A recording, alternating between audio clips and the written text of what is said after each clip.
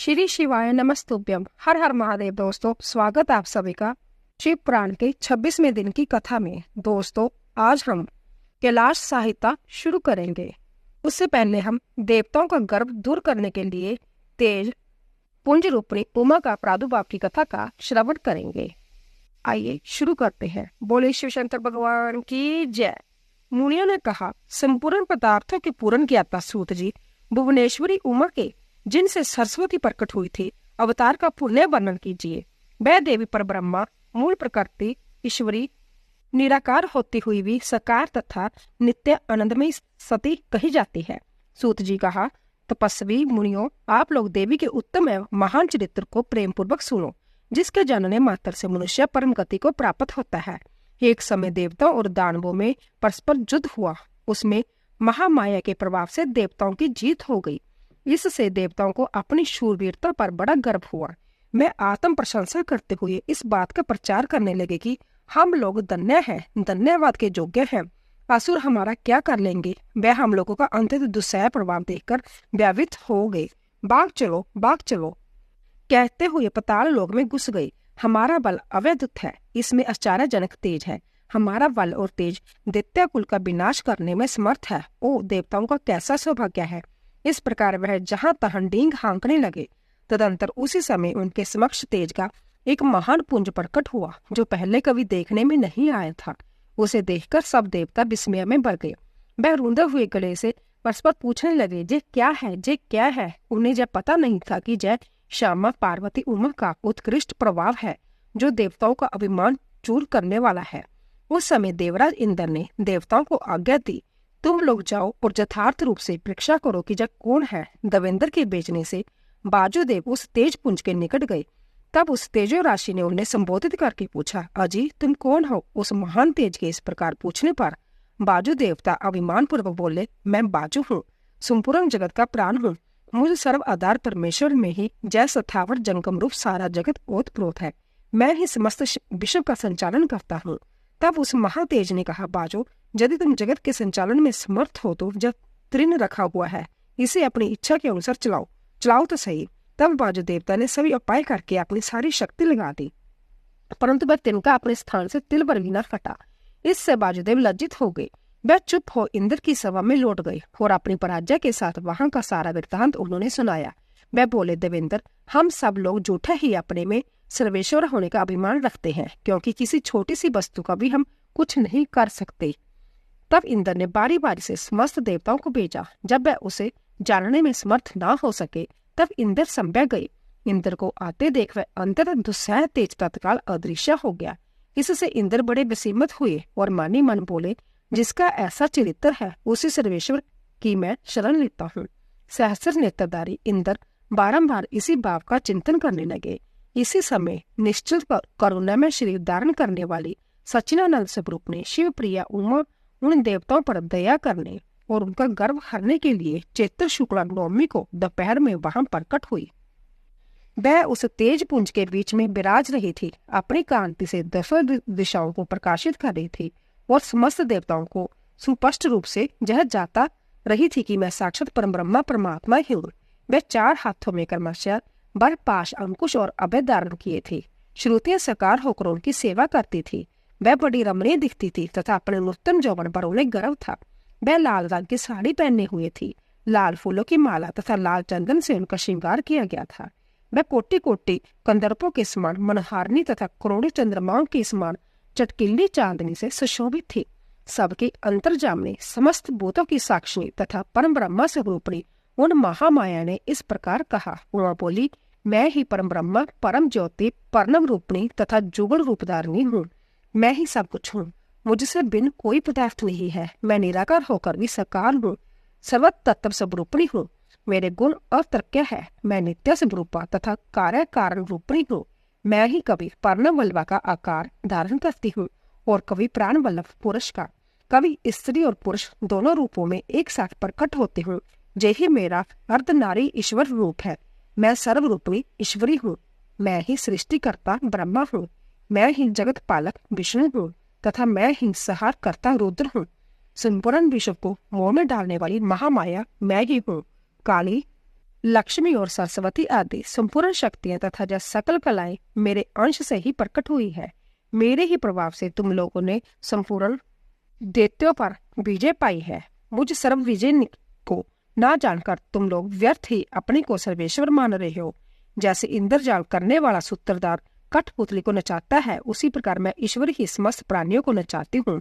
मेरे ब्याह से हवा चलती है और मेरे ब्याह से ही अग्निदेव सबको जलाते हैं तथा मेरा ब्याह मानकर ही लोग पालनगण निरंतर अपने अपने कर्मों में लगे रहते हैं। मैं सर्वथा स्वतंत्र हूँ और अपनी लीला से ही कभी देव समुदाय को विजयी बनाती हूँ तथा कभी दैत्य को। माया से परे जिस अविनाशी परमात्मा पर दाम का श्रुतियां वर्णन करती है, वह मेरा ही रूप है। सुगुण और निर्गुण यह मेरे दो प्रकार के रूप माने गए हैं। इनमें से प्रथम तो माया युक्त है और दूसरा माया रहित। देवताओं, ऐसा जानकर गर्व छोड़ो और मुझ सनातनी प्रकृति की प्रेम पूर्वक आराधना करो। देवी का जय करुणा युक्त वचन सुन देवता भक्तिभाव से मस्तक झुकाकर उन परमेश्वरी की स्तुति करने लगे। जगदीश्वरी, क्षमा करो। परमेश्वरी, प्रसन्न हो। मात, ऐसी कृपा करो जिससे फिर कभी हमें गर्व न हो। तब से सब देवता गर्व छोड़ एकाग्रचित हो पूर्ववत विधि पूर्वक उमा देवी की आराधना करने लगे। ब्राह्मणों, इस प्रकार मैंने तुमसे उमा के प्रादुर्भाव का वर्णन किया है, जिसके श्रवण मात्र से परम पद की प्राप्ति होती है। मुनि ने कहा, महाप्राग सूत जी, हम सब लोग प्रतिदिन दुर्गा जी का चरित्र सुनना चाहते हैं। अंत आप और किसी अव्यद्भुत लीला तत्व का हमारे समक्ष वर्णन कीजिए। सर्वज्ञानी श्रोमणी सूत जी, आपके मुखारविंद से नाना प्रकार की सुधा सदृश मधुर कथाएं सुनते सुनते हमारा मन कभी तृप्त नहीं होता। सूत जी बोले, मुनियों, दुर्गम नाम से विख्यात एक असुर था जो रुरु का महाबलवान पुत्र था। उसने ब्रह्मा जी के वरदान से चारों वेदों को अपने हाथ में कर लिया था तथा देवताओं के लिए अजय बल पाकर उसने भूतल पर बहुत से ऐसे उत्पात किए जिन्हें सुनकर देवलोक में देवता विकंपित हो उठे। वेदों के अदृश्य हो जाने पर सारी वैदिक क्रिया नष्ट हो चली। उस समय ब्राह्मण और देवता भी दुराचारी हो गए। न कहीं दान होता था, न अंततः उग्र तप किया जाता था, न जग होता था और न होम ही किया जाता था। इसका परिणाम ये हुआ कि पृथ्वी पर 100 वर्षों तक के लिए वर्षा बंद हो गई। तीनों लोकों में हाहाकार मच गया। सब लोग दुखी हो गए। सबको भूख प्यास का महान कष्ट सताने लगा। कुआं, बावड़ी, सरोवर, सरिताएं और समुद्र भी जल से रहित हो गए। समस्त वृक्ष और लताएं भी सूख गई। इससे समस्त प्रजाओं के चित्त में बड़ी दीनता आ गई। उनके महान दुख को देखकर सब देवता महेश्वरी जोगमाया की शरण में गए। देवता ने कहा, महामाए, अपनी सारी प्रजा की रक्षा करो। अपने क्रोध को रोको, अन्यथा सब लोग निश्चय ही नष्ट हो जाएंगे। कृपा सिंधु, दीनबंधु, जैसे शुभ नामक दैत्य महाबली, निशुंभ, दुर्माक्ष, चंड मुंड, महान शक्तिशाली रक्तबीज, मधु केटव तथा महिषासुर का तुमने वध किया था, उसी प्रकार इस दुर्गमासुर का शीघ्र ही संहार करो। बालकों से पग पग पर अपराध बनता ही रहता है। केवल माता के सिवा संसार में दूसरा कौन है जो इस अपराध को सहन करता है। देवताओं और ब्राह्मणों पर जब जब दुख आता है तब तब शीघ्र ही अवतार लेकर तुम सब लोगों को सुखी बनाती हो।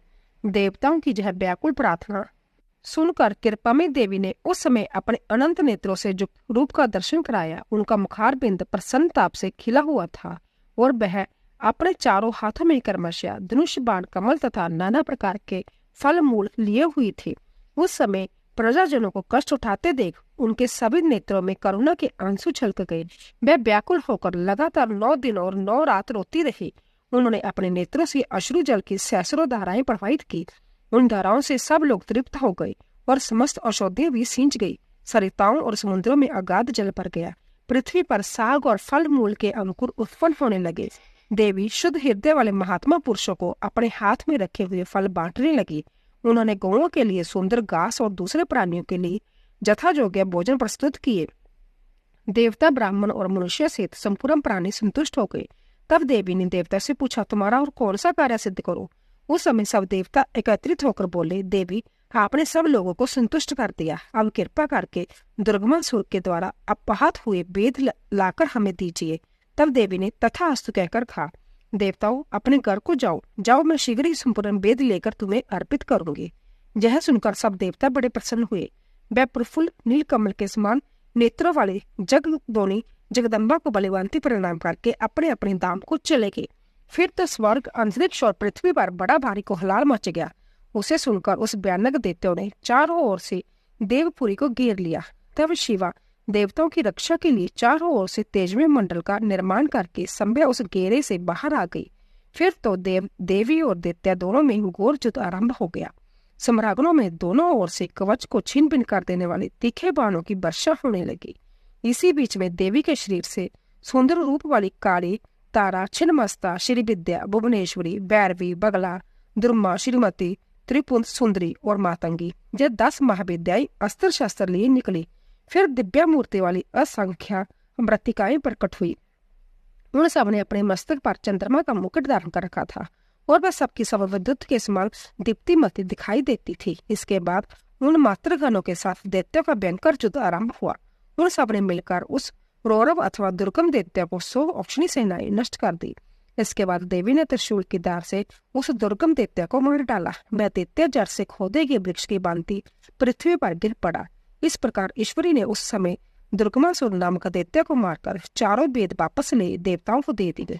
तब देवता बोले, अंबिके, आपने हम लोगों के लिए असंख्य नेत्रों से युक्त रूप धारण कर लिया है, इसीलिए मुनिजन आपको शताक्षी कहेंगे। अपने शरीर से उत्पन्न हुए शाकों द्वारा आपने समस्त लोगों का वर्ण पोषण किया है, इसीलिए शाकंभरी के नाम से आपकी ख्याति होगी। शिवे, आपके दुर्गम नामक महादैत्य का वध किया है, इसीलिए लोग आप कल्याणमयी भगवती को दुर्गा कहेंगे। जोगनिंद्रे, आपको नमस्कार है। महाबले, आपको नमस्कार है। ज्ञानदायिनी, आपको नमस्कार है। आप जगमाता, बारंबार नमस्कार है। तस्मी आदि महावाक्यों द्वारा जिन परमेश्वरी का ज्ञान होता है, उन अनंत कोटि ब्रह्मांडों का संचालन करने वाली भगवती दुर्गा को बारंबार नमस्कार है। माते, आप तक मन, वाणी और शरीर की पहुंच होनी कठिन है। सूर्य, चंद्रमा और अग्नि यह तीनों आपके नित्र है। हम आपके प्रभाव को नहीं जानते, इसीलिए आपकी स्तुति करने में असमर्थ है। सर्वेश्वरी माता, शताक्षी को छोड़कर दूसरा कौन है जो हम जैसे अमरों पर दृष्टिपात करके ऐसी दया करे। देवी, आपको सदा ऐसा ही जतन करना चाहिए जिससे तीनों लोग निरंतर विघ्न बाधाओं से तिरस्कृत ना हो। आप हमारे शत्रुओं का नाश करती रहे। देवी ने कहा, देवताओं, जैसे बछड़ों को देखकर गोए व्यग्र हो उतावली के साथ उनकी ओर दौड़ती है, उसी तरह मैं तुम सबको देखकर व्याकुल हो दौड़ी आती हूँ। तुम्हें डर देखने से मेरा एक क्षण भी युग के समान बीतता है। मैं तुम्हें अपने बच्चों के समान समझती हूँ और तुम्हारे लिए अपने प्राण भी दे सकती हूँ। तुम लोग मेरे प्रति भक्ति भाव से सुशोभित हो। अंत्य तुम्हें कोई भी चिंता नहीं करनी चाहिए। मैं तुम्हारी सारी आपत्तियों का निवारण करने के लिए सदैव उदित हूँ।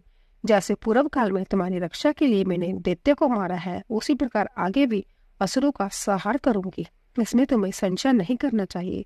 यह मैं सत्य सत्य कहती हूँ। भविष्य में जब पुण्य, शुभ और निशुंभ नाम के दूसरे दैत्य होंगे, उस समय मैं जशमेय देवी नंद पत्नी जशोदा के गर्भ से जोनिज रूप धारण करके गोकुल में उत्पन्न होंगी और यथा समय उन असुरों का वध करूंगी। नंद की पुत्री होने के कारण उस समय मुझे लोग नंदज्जा कहेंगे। जब मैं ब्रह्मा का रूप धारण करके अरुण नामक असुर का वध करूंगी, तब संसार के मनुष्य मुझे ब्राह्मणी कहेंगे। फिर मैं भीम भयंकर रूप धारण करके राक्षसों को खाने लगूंगी। उस समय मेरा नाम भीमा देवी प्रसिद्ध होगा। जब जब पृथ्वी पर असुरों की ओर से बाधा उत्पन्न होगी, तब तब मैं अवतार लेकर प्रजाजनों का कल्याण करूंगी। इसमें संशय नहीं। जो देवी शताक्षी कही गई है, वह ही शाकंभरी मानी गई है तथा उन्होंने दुर्गा कहा गया है। तीनों नामों द्वारा एक ही व्यक्ति का प्रतिपादन होता है। इस पृथ्वी पर परमेश्वरी शताक्षी के समान दूसरा कोई दयालु देवता नहीं है, क्योंकि वह देवी समस्त प्रजाओं का संतप्त देख 9 दिनों तक रोती रह गई थी। देवी की क्रिया योग का वर्णन, देवी की मूर्ति एवं मंदिर के निर्माण, स्थापना और पूजन का महत्व, परा अम्बा की श्रेष्ठता, विभिन्न मासों और तिथियों में देवी के पर्थ, उत्सव और पूजन आदि के फल तथा इस साहित्य के श्रवण एवं पाठ की महिमा। व्यास जी बोले, महामते ब्रह्मा पुत्र सर्वज्ञ सनातन कुमार, मैं उमा के परम अवैधुत क्रिया योग का वर्णन सुनना चाहता हूँ। उस क्रिया योग का लक्षण क्या है, उसका अनुष्ठान करने पर किस फल की प्राप्ति होती है, तथा जो परा अम्बा उमा को अधिक प्रिय है वह क्रिया योग क्या है, यह सब बातें मुझे बताइए। सनातन कुमार जी ने कहा, महाबुद्धिमान देवयान, तुम जिस रहस्य की बात पूछ रहे हो वह सब मैं बताता हूँ, ध्यान देकर सुनो। ज्ञान योग, क्रिया योग, भक्ति योग, जय श्री माता की उपासना के 3 मार्ग कहे गए हैं, जो भोग और मोक्ष देने वाले हैं। चित्त का जो आत्मा के साथ संजोग होता है उसका नाम ज्ञान योग है। उसका ब्रह्मा वस्तु के साथ जो संजोग होता है उसे क्रिया योग कहते हैं। देवी के साथ आत्मा की एकता की भावना को भक्ति योग माना गया है। तीनों योग में जो क्रिया योग है उसका प्रतिपादन किया जाता है। कर्म से भक्ति उत्पन्न होती है, भक्ति से ज्ञान होता है और ज्ञान से मुक्ति होती है, ऐसा शास्त्रों में निश्चय ही किया गया है। मुनिश्रेष्ठ, मोक्ष का प्रधान कारण योग है, परंतु योग की दया का उत्तम साधन क्रिया योग है। प्रकृति को माया जाने और सनातन ब्रह्म को मायावी अथवा माया का स्वामी समझे। उन दोनों के स्वरूप को एक दूसरे से अभिन्न जानकर मनुष्य संसार बंधन से मुक्त हो जाता है। कालीनंदन, जो मनुष्य देवी के लिए पत्थर, लकड़ी अथवा मिट्टी का मंदिर बनाता है, उसके पुण्य का फल वर्णन करो। प्रतिदिन योग के द्वारा आराधना करने वाले को जिस महान फल की प्राप्ति होती है, वह सारा फल उस पुरुष को मिल जाता है। जो देवी के लिए मंदिर बनवाता है, श्री माता का मंदिर बनवाने वाले धर्मात्मा पुरुष अपनी पहले बीती हुई तथा आगे आने वाली हजार पीढ़ियों का उद्धार कर देता है। करोड़ों जन्मों में किए हुए थोड़े या बहुत से जो पाप शेष रहते हैं, वह श्री माता के मंदिर का निर्माण आरंभ करते ही क्षणभर में नष्ट हो जाते हैं। जैसे नदियों में गंगा, संपूर्ण नदों में सोनभद्र, क्षमा में पृथ्वी, गहराई में समुद्र और समस्त ग्रहों में सूर्य देव का विशिष्ट स्थान है, उसी प्रकार समस्त देवताओं में श्री परा अम्बा श्रेष्ठ मानी गई है। वह समस्त देवताओं में मुख्य है। जो उनके लिए मंदिर बनवाता है, वह जन्म जन्म में प्रतिष्ठा पाता है। काशी, कुरुक्षेत्र, प्रयाग, पुष्कर, गंगा सागर तट, नैमिषारण्य, अमरकंटक पर्वत, परम पुण्यमय श्री पर्वत, ज्ञान पर्वत, गोकर्ण, मथुरा, अयोध्या और द्वारका इत्यादि पुण्य प्रदेश में अथवा जिस किसी भी स्थान में माता का मंदिर बनवाने वाला मनुष्य संसार बंधन से मुक्त हो जाता है। मंदिर में ईंटों का जोड़ जब तक जितने वर्ष रहता है, उतने हजार वर्षों तक वह पुरुष मणिद्वीप में प्रतिष्ठित होता है। जो समस्त शुभ लक्षणों से संपन्न उमा की प्रतिमा बनवाता है, वह निर्भय होकर अवश्य उनके परम धाम में जाता है। शुभ ऋतु, शुभ ग्रह और शुभ नक्षत्र में देवी की मूर्ति की स्थापना करके जोग माया के प्रसाद से मनुष्य कृत्य हो जाता है। कल्प के आरंभ से लेकर अंत तक कुल में जितनी पीढ़ियां बीत गई है और जितनी आने वाली है, उन सबको मनुष्य सुंदर देव मूर्ति की स्थापना करके तार देता है। जो केवल जगदोनी पर अम्बा की शरण लेते हैं, उन्हें मनुष्य नहीं मानना चाहिए। वह साक्षात देवी की गण है। जो चलते फिरते, सोते जागते अथवा खड़े होते समय उमा इस दो अक्षर के नाम का उच्चारण करते हैं, वह शिवा के ही गण है। जो नित्यानैमित्तिक कर्म में पुष्प, धूप, दीप और दीपों द्वारा देवी पर शिवा का पूजन करते हैं, वह शिवा के धाम में जाते हैं। जो प्रतिदिन गोबर या मिट्टी से देवी के मंदिर को लीपते हैं अथवा उसमें झाड़ू देते हैं, वह भी उमा के धाम में जाते हैं। जिन्होंने देवी के परम उत्तम एवं रमणीय मंदिर का निर्माण कराया है, उनके कुल के लोगों को माता उमा सदा आशीर्वाद देती है। वह कहती है, जे लोग मेरे हैं, अंतिम मुझ में प्रेम के भागी बने रहकर 100 वर्षों तक जिए और इन पर कभी कोई आपत्ति न आए। इस प्रकार श्री माता रात दिन आशीर्वाद देती है। जिसने महादेवी उमा की शुभ मूर्ति का निर्माण कराया है, उसके कुल के 10,000 पीढ़ी तक के लोग मणिद्वीप में सम्मान पूर्वक रहते हैं। महामाया की मूर्ति को स्थापित करके उसकी बलिवंती पूजा करने के पश्चात साधक जिस मनोरथ के लिए प्रार्थना करता है, उसको अवश्य प्राप्त कर लेता है। जो श्री माता की स्थापित की हुई उत्तम मूर्ति को मधु मिश्रित घी से नहलाता है, उसके पुण्य फल की गणना कौन कर सकता है।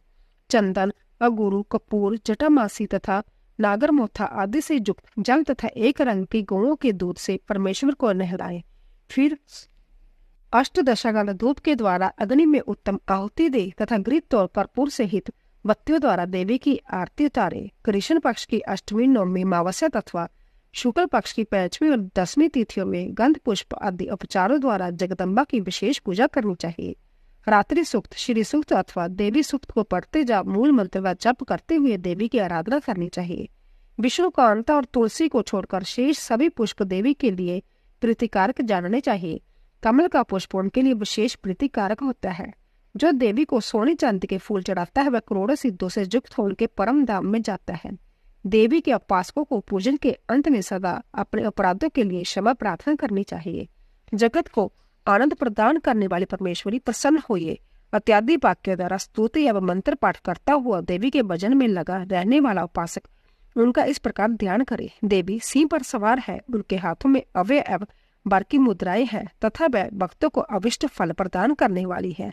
इस प्रकार महेश्वर की ध्यान करके उन्हें नैवेद्य के रूप में नाना प्रकार के पके हुए फल अर्पित करे। जो परमात्मा शंभु शक्ति का नैवेद्य भक्षण करता है, वह मनुष्य अपने सारे पाप पंप को धोकर निर्मल हो जाता है। जो क्षेत्र शुक्ला तृतीय को भवानी की प्रसन्नता के लिए व्रत करता है वह जन्म मरण के बंधन से मुक्त हो परम पद को प्राप्त होता है। विद्वान पुरुष इस तृतीय को दलो उत्सव करे, उसमें शंकर से जगदम्बा उमा की पूजा करे। फूल, कुमकुम, बस्तर, कपूर, चंदन, धूप, दीप, नवेद, पुष्पहार तथा अन्य गलत द्रव्यों द्वारा शिव सहित सर्व कल्याणकारिणी महामाया महेश्वरी श्री गौरी देवी का पूजन करके उन्हें झूले में झुलाए। जो प्रति वर्ष नियम पूर्वक उन तिथि को देवी का व्रत और दलो उत्सव करता है उसे शिवा देवी संपूर्ण अविष्ट पदार्थ देती है। विशाख मास के शुक्ल पक्ष में जो अक्षय तृतीय तिथि आती है उसमें आलस्य रहित हो जो जगदम्बा का व्रत करता है तथा बेला, मालती, चंपा, जप्पा, बंदूक और कमल के फूलों से शंकर सहित गौरी देवी की पूजा करता है वह करोड़ों जन्मों में किए गए मानसिक, वाचिक और शारीरिक पापों का नाश करके धर्म, अर्थ, काम और मोक्ष इन चारों पुरुषार्थों को अक्षय रूप में प्राप्त करता है। ज्येष्ठ शुक्ला तृतीय को व्रत करके जो अंततः प्रसन्नता के साथ महेश्वरी का पूजन करता है उसके लिए कुछ भी असाध्य नहीं होता। आषाढ़ के शुक्ल पक्ष की तृतीय को अपने वैभव के अनुसार रथ उत्सव करे। यह उत्सव देवी को अंतत प्रिय है। पृथ्वी को रथ समझे, चंद्रमा और सूर्य को उसके पहिए जाने, वेदों को घोड़े और ब्रह्मा जी को सारथी माने। इस भावना से मणिजटित रथ की कल्पना करके उसे पुष्पमालाओं से सुशोभित करे। फिर उसके भीतर शिवा देवी को विराजमान करे। फिर बुद्धिमान पुरुष यह भावना करे कि परा अम्बा उम्बा देवी संपूर्ण जगत की रक्षा के लिए उसकी देखभाल करने के निमित्त रथ के भीतर बैठी है। जब रथ धीरे धीरे चले तब जय जयकार करते हुए प्रार्थना करे, देवी दिन बत्सले हम आपकी शरण में आए हैं, आप हमारी रक्षा कीजिए। इन वाक्यों द्वारा देवी को संतुष्ट करके और यात्रा के समय नाना प्रकार के बाजे बजाए ग्राम या नगर की सीमा के अंत तक रथ को ले जाकर वहां उस रथ पर देवी की पूजा करे और नाना प्रकार के स्त्रोतों से उनकी स्तुति करके फिर उन्हें वहां से अपने घर ले आए। तदंतर सैकड़ों बार प्रणाम करके जगदम्बा से प्रार्थना करे। जो विद्वान इस प्रकार देवी का पूजन भरते रथ उत्सव करता है वह इस लोकों में संपूर्ण भोगों का उपभोग करके अंत में देवी के धाम को जाता है। श्रावण और भादो मास की शुक्ला तृतीय को जो विधि पूर्वक अम्बा का व्रत और पूजन करता है वह इस लोक में पुत्र पौत्र धन आदि से संपन्न होकर सुख भोगता है तथा अंत में सब लोकों से ऊपर विराजमान उमा लोक में जाता है। आश्विन मास के शुक्ल पक्ष में नवरात्र व्रत करना चाहिए। उसके करने पर संपूर्ण कामनाएं सिद्ध हो जाती है, इसमें संशय नहीं। इस नवरात्र व्रत के प्रभाव का वर्णन करने में चतुरानन ब्रह्मा, पंचनानन महादेव तथा छठानन कार्तिकेय भी समर्थ नहीं है। फिर दूसरा कौन समर्थ हो सकता है?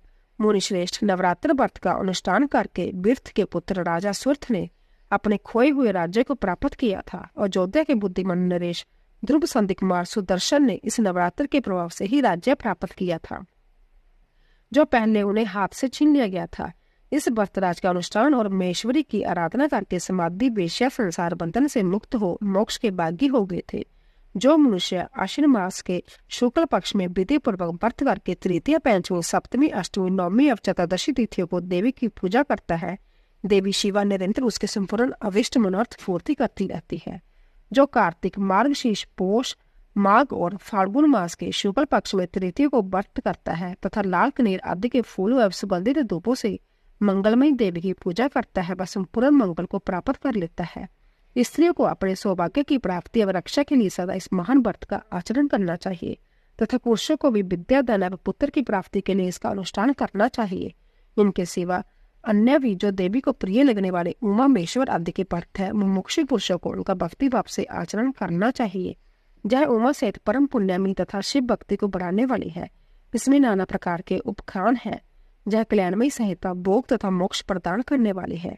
जो इसे भक्ति भाव से सुनता जा एकाग्र चित्त होकर सुनाता अथवा पढ़ता जा पढ़ाता है वह परम गति को प्राप्त होता है। जिसके घर में सुंदर अक्षरों में लिखी गई जय संहिता विधिवत पूजित होती है वह संपूर्ण अविष्टों को प्राप्त कर लेता है। उसे भूत प्रेत तथा पिशाच आदि दुष्टों से कभी ब्याह नहीं होता। वह पुत्र पौत्र आदि संपत्ति को अवश्य पाता है, इसमें संशय नहीं है। अंत शिवा की भक्ति चाहने वाले पुरुषों को सदा इस परम पुण्यमी रमणीय उमा संहिता का श्रवण एवं पाठ करना चाहिए। तो दोस्तों इसी तरह उमा संहिता संपूर्ण हुआ। कैलाश संहिता ऋषियों का सूत जी से तथा वामदेव जी का सकंद से प्रेषण, पर्णवार्थ निरूपण के लिए अनुरोध। जो प्रदान प्रकृति और पुरुष के नियंता तथा सृष्टि पालन और सहार के कारण है, उन पार्वती सहित शिव को उनके पार्षदों और पुत्रों के साथ प्रणाम है। ऋषि बोले, सूत जी, हमने अनेक आख्यानों से युक्त परम मनोहर उमा संहिता सुनी। अब आप शिव तत्व का ज्ञान बढ़ाने वाली कैलाश संहिता का वर्णन कीजिए। व्यास जी ने कहा, पुत्रों, शिव तत्व का प्रतिपादन करने वाली दिव्य कैलाश संहिता वर्णन करता हूँ, तुम प्रेम पूर्वक सुनो। तुम्हारे प्रति स्नेह होने के कारण ही मैं तुम्हें यह प्रसंग सुना रहा हूँ। इतना कहकर व्यास जी ने काशी में मुनियों के तथा सूत जी के संवाद, व्यास मुनि संवाद, शिव पार्वती संवाद, शिव जी के द्वारा पार्वती के प्रति संन्यास पद्धति, संन्यास आचार, संन्यास मंडल, संन्यास पद न्यास, वर्ण पूजन, परमार्थ पद्धति और प्रसंगों का वर्णन करके पुण्य ऋषिगण तथा सूत जी के मिलन एवं संवाद की अवतारणता करते हुए सूत जी के प्रति ऋषियों के प्रेषण का यूं वर्णन किया। ऋषि बोले, महाभाग सूत जी, आप हमें श्रेष्ठ गुरु हैं। अंत यदि आपका हम पर अनुग्रह है तो हम आपसे एक प्रश्न पूछते हैं। श्रद्धालु शिष्यों पर आप कैसे गुरुजन सदा स्नेह रखते हैं? इस बात को आपने इस समय हमें प्रत्यक्ष दिखा दिया है। मुने बिरजा होम के समय पहले आपने जो बालदेव का मत सूचित किया था उसे हमने विस्तार पूर्वक नहीं सुना। अब हम बड़े आदर और श्रद्धा के साथ उसे सुनना चाहते हैं। कृपा सिंधु आप प्रसन्नता पूर्वक उसका वर्णन करें। ऋषियों की जब बात सुनकर सूत के शरीर में रोमांच हो आया। उन्होंने गुरु के भी परम उत्कृष्ट गुरु महादेव जी को, त्रिभुवन जननी महादेवी उमा को तथा गुरु व्यास को भी भक्ति पूर्वक नमस्कार करके मुनियों को आह्लादित करते हुए गंभीर वाणी में इस प्रकार कहा। सूत जी बोले, मुनियों, तुम्हारा कल्याण हो, तुम सब लोग सदा सुखी रहो। सदा बाग महात्माओं, तुम भगवान शिव के भक्त तथा दृढ़ता पूर्वक व्रत का पालन करने वाले हो। जहाँ निश्चित रूप से जानकर ही मैं तुम लोगों के समक्ष इस विषय का प्रसन्नता पूर्वक वर्णन करता हूँ। ध्यान देकर सुनो। पूर्व काल के रथांतर कल्प में महामुनि वामदेव माता के गर्भ से बाहर निकलते ही शिव तत्व के ज्ञाताओं में सर्वश्रेष्ठ माने जाने लगे। वह वेदों, आगमों, पुराणों तथा अन्य सब शास्त्रों के भी तात्विक अर्थ को जानने वाले थे। देवता, असुर तथा मनुष्य आदि जीवों को जन्म कर्मों का उन्हें बलिवंती ज्ञान था। उनका संपूर्ण अंग बसव लगाने से उज्जवल दिखाई देता था। उनके मस्तक पर जटाओं का समूह शोभा देता था। वह किसी के आश्रित नहीं थे। उनके मन में किसी वस्तु की इच्छा नहीं थी। वह शीत उष्ण आदि द्वंद्व से परे तथा अहंकार शून्य थे। वह दिगंबर महाज्ञानी महात्मा दूसरे महेश्वर के समान जान पड़ते थे। उन्हीं के जैसे स्वभाव वाले बड़े बड़े मुनि शिष्य होकर उन्हें घेरे रहते थे। वे अपने चरणों के स्पर्श जनित पुण्य से इस पृथ्वी को पवित्र करते हुए सब और विचरते और अपने चित्त को निरंतर परम धाम स्वरूप परम ब्रह्म परमात्मा में ही लगाए रहते थे। इस तरह घूमते हुए वामदेव जी ने मेरु के दक्षिण शिखर कुमार श्रृंग में प्रसन्नता पूर्वक प्रवेश किया, जहाँ मयूर वाहन शिव कुमार ज्ञानमय शक्ति धारण करने वाले समस्त असुरों के नाशक और सर्वदेव बंदित भगवान स्कंद रहते हैं। उनके साथ उनकी शक्ति भूता गजावली भी है। वहीं स्कंद सरस के नाम से प्रसिद्ध एक सरोवर है जो समुद्र के समान अगाध एवं विशाल दिखाई देता है। उसका जल ठंडा और स्वादिष्ट है। वह सरोवर स्वच्छ, अगाध एवं बहुत जलराशि से पूर्ण था। उसमें संपूर्ण आश्चर्यजनक गुण विद्यमान थे। वह जलाशय स्कंद स्वामी के समीप भी है। महामुनि वामदेव ने शिष्यों के साथ उसमें स्नान करके शिखर पर बैठे हुए मुनि वृंद सेवित कुमार का दर्शन किया। वह उगते हुए सूर्य के समान तेजस्वी थे। मोर उनका श्रेष्ठ वाहन था। उनकी 4 भुजाएं थी। वह सभी अंगों से उदारता सूचित होती थी। मुकुट आदि उनकी शोभा बढ़ा रहे थे। रत्नभूत 2 शक्तियां उनके पासन कर रही थी। उन्होंने अपने चारों हाथों में क्रमश शक्ति को कट वर और अभय धारण कर रखे थे। स्कंद का दर्शन और पूजन करके उन मुनीश्वरों ने बड़ी भक्ति से उनका स्तवन आरंभ किया। वामदेव बोले, जो प्रणव के वाच्यार्थ, प्रणव अर्थ के प्रतिपादक, प्रणव वाक्ष बीज से युक्त तथा प्रणव रूप है, उन आप स्वामी कार्तिकों को बारंबार नमस्कार है। वेदांत के अर्थभूत ब्रह्मा ही जिनका स्वरूप है, जो वेदांत का अर्थ करते हैं, वेदांत के अर्थ को जानते हैं और नित्य विदित है, उन स्कंद स्वामी को बारंबार नमस्कार है। स्वस्थ प्राणियों की हृदय गुफा में प्रतिष्ठित गुरु के नमस्कार है। जो संभ्य ग्रह है, जिनका रूप ग्रह है, जो गुरुहा शास्त्रों के ज्ञाता है, उन स्वामी कार्तिक को नमस्कार है। प्रभु आप अनु से भी अंतत अनु और महान से भी परम महान है। कारण और कार्य अथवा भूत और भविष्य के भी ज्ञाता है। आप परमात्मा स्वरूप को नमस्कार है। आप स्कंद माता के गर्भ से च्युत हैं। स्कंदन गर्भ से स्खलन ही आपका रूप है। आप सूर्य और अरुण के समान तेजस्वी है। पारिजात की माला से सुशोभित मुकुट आदि धारण करने वाले आप स्कंद स्वामी को सदा नमस्कार है। आप शिव के शिष्य और पुत्र है। शिव कल्याण देने वाले हैं, शिव को प्रिय है तथा शिव और शिव के लिए आनंद की निधि है। आपको नमस्कार है। आप गंगा जी के बालक, कृतिकाओं की कुमार, भगवती उमा के पुत्र तथा सरकंडों के वन में शयन करने वाले हैं। आप महाबुद्धिमान देवताओं को नमस्कार है।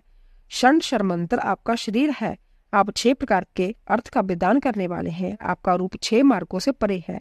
आप छंडनानन को बारंबार नमस्कार है। द्वादश आत्मन आपके 12 विशाल नेत्र और 12 उठी हुई भुजाएं हैं। उन भुजाओं में आप 12 आयुध धारण करते हैं। आपको नमस्कार है।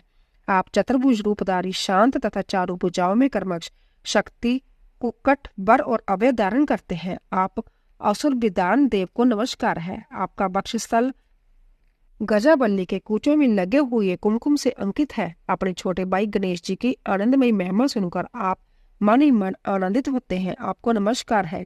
ब्रह्मा आदि देवता, मुनि और किन्नर गणों से गाई जाने वाली गाथा विशेषों के द्वारा जिनका पवित्र कीर्ति धाम का चिंतन किया जाता है, उन आप स्कंद को नमस्कार है। देवताओं के निर्मल किरीट को विभूषित करने वाली पुष्पमालाओं से आपके मनोहर चरण बिंदु की पूजा की जाती है। आपको नमस्कार है। जो वामदेव द्वारा वर्णित इस दिव्य स्कंद स्त्रोत का पाठ या श्रवण करता है, वह परम गति को प्राप्त होता है। यह स्त्रोत बुद्धि को बढ़ाने वाला, शिव भक्ति की वृद्धि करने वाला, आजु आरोग्य तथा धन की प्राप्ति कराने वाला और सदा संपूर्ण अविष्ट को देने वाला है। वामदेव ने इस प्रकार देव सेनापति भगवान स्कंद की स्तुति करके 3 बार उनकी परिक्रमा की और पृथ्वी पर दंड की बंती गिरकर नतमस्तक हो बारंबार साष्टांग प्रणाम और परिक्रमा करने के अनंतर वह विनीत भाव से उनके पास खड़े हो गए। वामदेव जी के द्वारा किए गए इस परमार्थ पूर्ण स्त्रोत को सुनकर महेश्वर पुत्र भगवान स्कंद बड़े प्रसन्न हुए। उस समय वह महासेन वामदेव जी से बोले, मुने, मैं तुम्हारी की हुई पूजा, स्तुति और भक्ति से तुम पर बहुत प्रसन्न हूँ। तुम्हारा कल्याण हो। आज मैं तुम्हारा कौन सा प्रिय कार्य सिद्ध करूं? तुम जोगियों में प्रधान, सर्वथा परिपूर्ण और निष्प्रिय हो। इस जगत में कोई ऐसी वस्तु नहीं है जिसके लिए तुम जैसे वीतराग महर्षि जांचना करे, तथा भी धर्म की रक्षा और संपूर्ण जगत पर अनुग्रह करने के लिए तुम जैसे साधु संत भूतल पर विचरते रहते हैं। ब्राह्मण, यदि इस समय मुझसे कुछ सुनना हो तो कहो, मैं लोक पर अनुग्रह करने के लिए उस विषय का वर्णन करूंगा। स्कंद की वह बात सुनकर महामुनि वामदेव ने विनीत वानित हो मेघ के समान गंभीर वाणी में कहा। वामदेव बोले, भगवान आप परमेश्वर है, अलौकिक और लौकिक सब प्रकार की विभूतियों के दाता है, सर्वज्ञ सर्वकर्ता, संपूर्ण शक्तियों को धारण करने वाले और सबके स्वामी है। हम साधारण जीव हैं। आप परमेश्वर के समीप बोलने की शक्ति या बात करने की योग्यता हमें नहीं है, तथा विजय आपका अनुग्रह है कि आप मुझसे बात करते हैं। महाप्राज्ञ मैं कृतार्थ हूँ, कर्मात्र विज्ञान से प्रेरित हो आपके समक्ष अपना प्रश्न रख रहा हूँ। मेरे इस अपराध को आप क्षमा करें। पर्णव सबसे उत्तम मंत्र है, वह साक्षात परमेश्वर का वाचक है। पशुओं जीवों के पास बंधन को छुड़ाने वाले भगवान पशुपति ही उसका वाच्यार्थ है। ओंकार की जय प्रत्यक्ष दिखने वाला समस्त जगत है। जय सनातन श्रुति का कथन है। ओमति ब्रह्मा अर्थात ओम जय ब्रह्मा है तथा सर्व जय सबका सब ब्रह्मा ही है इत्यादि बातें भी श्रुतियों द्वारा कही गई है। इस प्रकार मैंने समिष्ट तथा विशिष्ट भाव से पर्णव अर्थ का श्रवण किया है। तात्पर्य यह है कि समष्टि और व्यष्टि सभी पदार्थ पर्णव के ही अर्थ है। पर्णव के द्वारा सबका प्रतिपादन होता है। यह बात मैंने सुन रखी है। महासेन, मुझे कभी आप जैसा गुरु नहीं मिला है। अंते कृपा करके आप पर्णव के अर्थ का प्रतिपादन कीजिए। उपदेश की विधि से तथा सदाचार परंपरा को ध्यान में रखकर आप हमें पर्णवार्थ का उपदेश दे। मुनि के इस प्रकार पूछने पर स्कंद ने पर्णव स्वरूप 38 श्रेष्ठ कलाओं द्वारा लक्षित तथा सदा पार्श्व भाग में उमा को साथ रखने वाले और मुनिवरों के गिरे हुए भगवान सदाशिव को प्रणाम करके उस शेर का वर्णन आरंभ किया जिसे श्रुतियों ने भी छिपा रखा है। श्री स्कंद ने कहा, महाभाग मुनीश्वर वामदेव, तुम्हें साधुवाद है, क्योंकि तुम भगवान शिव के अंतत भक्त हो और शिव तत्व के ज्ञाताओं में सबसे श्रेष्ठ हो। तीनों लोकों में कहीं कोई ऐसी वस्तु नहीं है जो तुम्हें ज्ञात न हो, तथा भी तुम लोक पर अनुग्रह करने वाले हो, इसलिए तुम्हारे समक्ष इस विषय का वर्णन करूंगा। इस लोक में जितने जीव है वह सब नाना प्रकार के शास्त्रों से मोहित है। परमेश्वर की अति विचित्र माया ने उन्हें परमार्थ से वंचित कर दिया है। अंत्य पर्णव के वाच्यार्थ भूत साक्षात महेश्वर को वह नहीं जानते। वह महेश्वर ही सगुण निर्गुण तथा त्रिदेवों की जनक परब्रह्मा परमात्मा है। मैं अपना दाहिना हाथ उठाकर तुमसे शपथ पूर्वक कहता हूँ कि यह सत्य है, सत्य है, सत्य है। मैं बार बार इस सत्य को दोहराता हूँ कि पर्णव के अर्थ साक्षात शिव ही है। श्रुतियों के स्मृति शास्त्रों प्राणों तथा आत्मों में प्रधानता उन्हीं को प्रणव का वाच्यर्थ बताया गया है, जहाँ से मन सहित वाणी उस परमेश्वर को ना पाकर लौट आती है, जिसके आनंद का अनुभव करने वाला पुरुष किसी से डरता नहीं। ब्रह्मा, विष्णु तथा इंद्र सहित जय संपूर्ण जगत भूतों और इंद्रिय समुदाय के साथ सर्वप्रथम जिससे प्रकट होता है, जो परमात्मा संभव किसी से और कभी भी उत्पन्न नहीं होता, जिसके निकट विद्युत सूर्य और चंद्रमा का प्रकाश काम नहीं देता तथा जिसके प्रकाश से ही जय संपूर्ण जगत सब ओर से प्रकाशित होता है, वह परम ब्रह्म परमात्मा संपूर्ण ऐश्वर्य से संपन्न होने के कारण संभव ही सर्वेश्वर शिव नाम धारण करता है। हृदयाकाश के भीतर विराजमान जो भगवान शंभु मुमुक्षु पुरुषों के दिया है, जो सर्वव्यापी प्रकाश आत्मा वास स्वरूप एवं चिन्मय है, जिन परम पुरुष की पराशक्ति शिवा भक्ति भाव से सुलभ मनोहरा निर्गुण अपने गुणों से ही निर्गुण और निष्कल है, उन परमेश्वर के 3 रूप है, स्थूल, सूक्ष्म और इन दोनों से परे। उन्हें मुमुक्षु योग्य को नित्य कर्मश्य उनके इन स्वरूपों का ध्यान करना चाहिए। वह संपूर्ण निष्कल संपूर्ण देवताओं के सनातन आदि देव ज्ञान क्रिया स्वभाव एवं परमात्मा कहे जाते हैं। उन देवादिदेव की साक्षात मूर्ति सदाशिव है। ईशानादि 5 मंत्र उनके शरीर है। वह महादेव जी पंचकला रूप है। उनकी अंग कांति शुद्ध सफेटिक के समान उज्जवल है। वह सदा प्रसन्न रहने वाली तथा शीतल आवा से युक्त है। उन प्रभु के 5 मुख 10 भुजाएं और 15 नेत्र है। ईशान मंत्र उनका मुकुट मंडित मस्तक है। तत्पुरुष मंत्र इन पुरातन प्रभु का मुख है। अघोर मंत्र हृदय है। वामदेव मंत्र ग्रह प्रदेश है तथा सदोजात मंत्र उनके पैर है। इस प्रकार वह पंच मंत्र रूप है। वह साक्षात साकार और निराकार परमात्मा है। सर्वज्ञाता आदि 6 शक्तियां उनके शरीर के 6 अंग है। वह शब्द आदि शक्तियों से सुफुरित हृदय कमल के द्वारा सुशोभित है। वाम भाग में मनमानी नामक अपनी शक्ति से भी भूषित है। अब मैं मंत्र आदि 6 प्रकार के अर्थों को प्रकट करने के लिए जो अर्थ उपन्यास की पद्धति है उसके द्वारा परिणाम के समष्टि और व्यष्टि संबंधी भावार्थ का वर्णन करूंगा, परंतु पहले उपदेश का क्रम बताना उचित है, इसलिए उसी को सुनो। उन्हें इस मानव लोक में 4 वर्ण प्रसिद्ध है। उनमें से जो ब्राह्मण, क्षत्रिय और वैश्य 3 वर्ण है, उन्हीं का वैदिक आचार से संबंध है। त्रिवैनिकों की सेवा ही जिनके लिए सारभूत धर्म है, उन शूद्रों का वेद अध्ययन में अधिकार नहीं है। यदि सब त्रिवैनिक अपने अपने आश्रम धर्म के पालन में हार्दिक अनुराग के साथ लगे हो तो उनका ही श्रुति और स्मृतियों में प्रतिपादित धर्म के अनुष्ठान में अधिकार है, दूसरे का कदापि नहीं। श्रुति और स्मृति में प्रतिपादित कर्म का अनुष्ठान करने वाला पुरुष अवश्य सिद्धि को प्राप्त होगा। यह बात वेदोक्त मार्ग को दिखाने वाले परमेश्वर ने संभव कही है। वर्ण धर्म और आश्रम धर्म के पालन जनित पुण्य से परमेश्वर का पूजन करके बहुत से श्रेष्ठ मुनि उनके साऊर्जा से प्राप्त हो गए हैं। ब्रह्मचार्य के पालन से ऋषियों की, जग कर्मों के अनुष्ठान से देवताओं की तथा संतान उत्पादों से पितरों की तृप्ति होती है, ऐसा श्रुति ने कहा है। इस प्रकार ऋषि ऋण, देव ऋण तथा पितर ऋण इन तीनों से मुक्त हो वानप्रस्थ आश्रम में प्रविष्ट होकर मनुष्य शीत उष्ण तथा सुख दुख आदि द्वंद्व को सहन करते हुए जितेंद्रिय तपस्वी और मिताहारी हो जम नियम आदि योग का अभ्यास करे, जिससे बुद्धि निष्फल तथा अंत दृढ़ हो जाए। इस प्रकार कर्मश अभ्यास करके शुद्ध चित्त हुआ पुरुष संपूर्ण कर्मों का संन्यास करते। समस्त कर्मों का संन्यास करने के पश्चात ज्ञान के समादर में तत्पर रहे। ज्ञान के समादर को ही ज्ञान में पूजा कहते हैं। वह पूजा जीव की साक्षात शिव के साथ एकता का बोध कराकर जीव मुक्ति रूप फल देने वाली है। जातियों के लिए इस पूजा का सर्वोत्तम तथा निर्दोष समझना चाहिए। महाप्राग तुम पर स्नेह होने के कारण लोग अनुग्रह की कामना से मैं उस पूजा की विधि बता रहा हूँ, सावधान होकर सुनो। साधक को चाहिए कि वह संपूर्ण शास्त्रों के तत्वार्थों को ज्ञात वेदांत ज्ञान के पारगंत तथा बुद्धिमानों में श्रेष्ठ आचार्य की शरण में जाए। उत्तम बुद्धि से युक्त चतुर साधक आचार्य के समीप जाकर बेटी पूर्वक दंड प्रणाम आदि के द्वारा उन्हें जतन पूर्वक संतुष्ट करे। फिर गुरु की आज्ञा ले वह 12 दिनों तक केवल दूध पीकर रहे।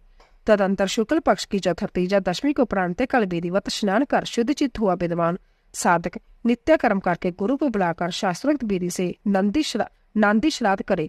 नांदी श्राद्ध में विश्व देवों की संज्ञा सत्य और वसु बताई गई है। प्रथम देव श्राद्ध में नांदी मुख देवता ब्रह्मा, विष्णु और महेश कहे गए हैं। दूसरे ऋषि श्राद्ध में उन्हें ब्रह्मा ऋषि, देवी तथा राज ऋषि कहा गया है। तीसरे दिव्य श्राद्ध में उनकी वसु, रुद्र और आदित्य संज्ञा बताई गई है। चौथे मनुष्य श्राद्ध में सनक आदि 4 मुनीश्वर ही नांदी मुख देवता है। 5वें भूत श्राद्ध में 5 महाभूत नेत्र आदि 11 इंद्रिय समूह तथा जराजुज आदि चतुर्विध प्राणी समुदाय नांदी मुख माने गए हैं। छठे पितृ श्राद्ध में पिता, पितामह और पर पितामह जो 3 नांदी मुख देवता है। साथ में मृत श्राद्ध में माता, पितामही और पर पितामही, इन तीनों को नांदी मुख देवता बताया गया है। तथा 8वें आत्म श्राद्ध में आत्मा, पिता, पितामह और पर पितामह जो 4 नांदी मुख देवता कहे गए हैं। माता महात्मक श्राद्ध में मातामह, परमात्मह और वृत्त परमात्मह जो 3 नांदी मुख देवता सब पत्नी तक बताए गए हैं। प्रत्येक श्राद्ध में 2-2 ब्राह्मण करके जितने ब्राह्मण आवश्यक है उनको आमंत्रित करे और संव्य जतन पूर्वक आचमन करके पवित्र हो उन ब्राह्मणों को पैर धोए। उस समय इस प्रकार जो समस्त संपत्ति की प्राप्ति में कारण आई हुई आपत्ति के समूह को नष्ट करने के लिए धूमकेतु अग्नि रूप तथा अपार संसार सागर में पार लगाने के लिए सेतु के समान है, वह ब्राह्मणों की चरण धूलियां मुझे पवित्र करे। जो आपत्ति रूपी घने अंधकार को दूर करने के लिए, सूर्य अभिष्ट और अर्थ को देने के लिए कामधेनु तथा समस्त तीर्थों को जल से पवित्र मूर्तियां हैं, वह ब्राह्मणों की चरण धूलियों में मेरी रक्षा करे। ऐसा कहकर पृथ्वी पर दंड की भांति पढ़कर साष्टांग प्रणाम करे। फिर पूर्व विमुख बैठकर भगवान शंकर के जुगल चरण बंदों की चिंतन करते हुए दृढ़ता पूर्वक आसन ग्रहण करे। हाथ में पवित्री ले शुद्ध को नूतन जगह पवित्र धारण कर 3 बार प्रणाम करे। तदंतर तिथि आदि का स्मरण करके इस तरह संकल्प करे, मेरे संन्यास का अंगभूत जो पहले ऋषभ देव का पूजन, फिर देवादिदेव अष्टविधि श्राद्ध तथा अंत में माता मह श्राद्ध है, उसे आप लोगों की आज्ञा लेकर मैं पार्वन की विधि से संपन्न करूंगा। ऐसा संकल्प करके आसन के लिए दक्षिण दिशा से आरंभ करके उत्तरोत्तर कुशों का त्याग करे। फिर आचमन करके बड़ा हो वर्ण कर्म का आरंभ करे। अपने हाथ में पवित्री धारण करके 2 ब्राह्मणों के हाथों का स्पर्श करते हुए इस प्रकार कहे, हम विषभ देव श्राद्ध के लिए आप दोनों का वरण करते हैं। आप दोनों नादी श्राद्ध में अपना समय देने की कृपा करे। इतना सभी श्राद्धों ब्राह्मणों के लिए कहे। स्वतंत्रतया ब्राह्मण वरण की विधि का यही कर्म है। इस प्रकार वरण का कार्य पूरा करके 10 मंडलों का निर्माण करे। उत्तर से आरंभ करके 10 मंडलों का अशत से पूजन करके उनमें कर्मशय ब्राह्मणों को स्थापित करे। फिर उनके चरणों पर भी अक्षत आदि चढ़ाए। तदंतर संबोधन पूर्वक विश्वदेव के आदि नामों का उच्चारण करे और कृष्ण पुष्प अक्षत जल से कहकर पादम निवेदन करे। इंदम व पादम, इस प्रकार पादम देकर संभव भी अपना पैर धो ले और उत्तर विमुख हो आचमन करके एक श्राद्ध के लिए 2-2 ब्राह्मण कल्पित हुए हैं, उन सबको आसनों पर बिठाए तथा जय कहे, विषम देव स्वरूप ब्राह्मणों के लिए जय आसन समर्पित है। जय कह कुश आसन दे, संभव भी हाथ में कुश लेकर आसन पर स्थित हो जाए। इसके बाद कहे, इस नांदी मुख श्राद्ध में विषम देव के लिए आप दोनों क्षण समय प्रदान करें, तदंतर आप दोनों ग्रहण करें। ऐसा कहे। फिर वह दोनों श्रेष्ठ ब्राह्मण इस प्रकार उत्तर दे, हम दोनों ग्रहण करेंगे। इसके बाद जजमान उन श्रेष्ठ ब्राह्मणों से प्रार्थना करे, मेरे मनोरथ की पूर्ति हो, संकल्प की सिद्धि हो, इसके लिए आप अनुग्रह करें। फिर पद्धति के अनुसार अर्घ्य दे। पूजन कर शुद्ध केले के पत्ते आदि धोए हुए पात्रों में परिवक अन्न आदि भोज्य पदार्थों को परोसकर पृथक पृथक कुश बिछाकर और संभव वहां जल छिड़कर प्रत्येक पात्र पर आदर पूर्वक दोनों हाथ लगा पृथ्वी से पात्रम इत्यादि मंत्र का पाठ करे। वहां स्थित हुए देवता आदि का चतुर्थ उच्चारण करके अक्षत सहित जल ले स्वाहा बोलकर उनके लिए अन्न अर्पित करे और अंत में नमम इस वाक्य का उच्चारण करे। स्वतंत्रता माता आदि के लिए अन्न अर्पण की यही विधि है। अंत में इस प्रकार प्रार्थना करे, जिनके चरण बिंदु के चिंतन एवं नाम जप से न्यूनता पूर्ण अथवा अधूरा कर्म भी पूरा हो जाता है, उन सांब्य सदाशिव उमामेश्वर की मैं वंदना करता हूँ। इसका पाठ करके कहे, ब्राह्मणों, मेरे द्वारा किया हुआ जय नांदी मुख श्राद्ध यथोक्त रूप से परिपूर्ण हो, जय आप कहें। ऐसी प्रार्थना के साथ उन श्रेष्ठ ब्राह्मणों को प्रसन्न करके उनका आशीर्वाद ले और अपने हाथ में लिया हुआ जल छोड़ दे। फिर पृथ्वी पर दंड की भांति गिरकर प्रणाम करे और उठकर ब्राह्मणों से कहे, जय अन्न अमृत रूप है। फिर उदार चेता साधक हाथ जोड़ अंतत प्रसन्नता पूर्वक प्रार्थना करे। श्री रुद्र सूक्त का चमका अध्यायी सहित पाठ करे। पुरुष सूक्त भी विधिवत आवृत्ति करे। मन में भगवान सदाशिव ध्यान करते हुए इत्यादि 5 मंत्रों का जप करे। जब ब्राह्मण लोग भोजन कर चुके हो तब रुद्र सूक्त का पाठ समाप्त कर क्षमा प्रार्थना पूर्वक उन ब्राह्मणों को पुण्य अमृता पिदान मसी स्वाहा जय मंत्र पढ़कर उत्तरा पोषण के लिए जल दे। तदंतर हाथ पैर धो आचमन करके पिंडदान के स्थान पर जाएं।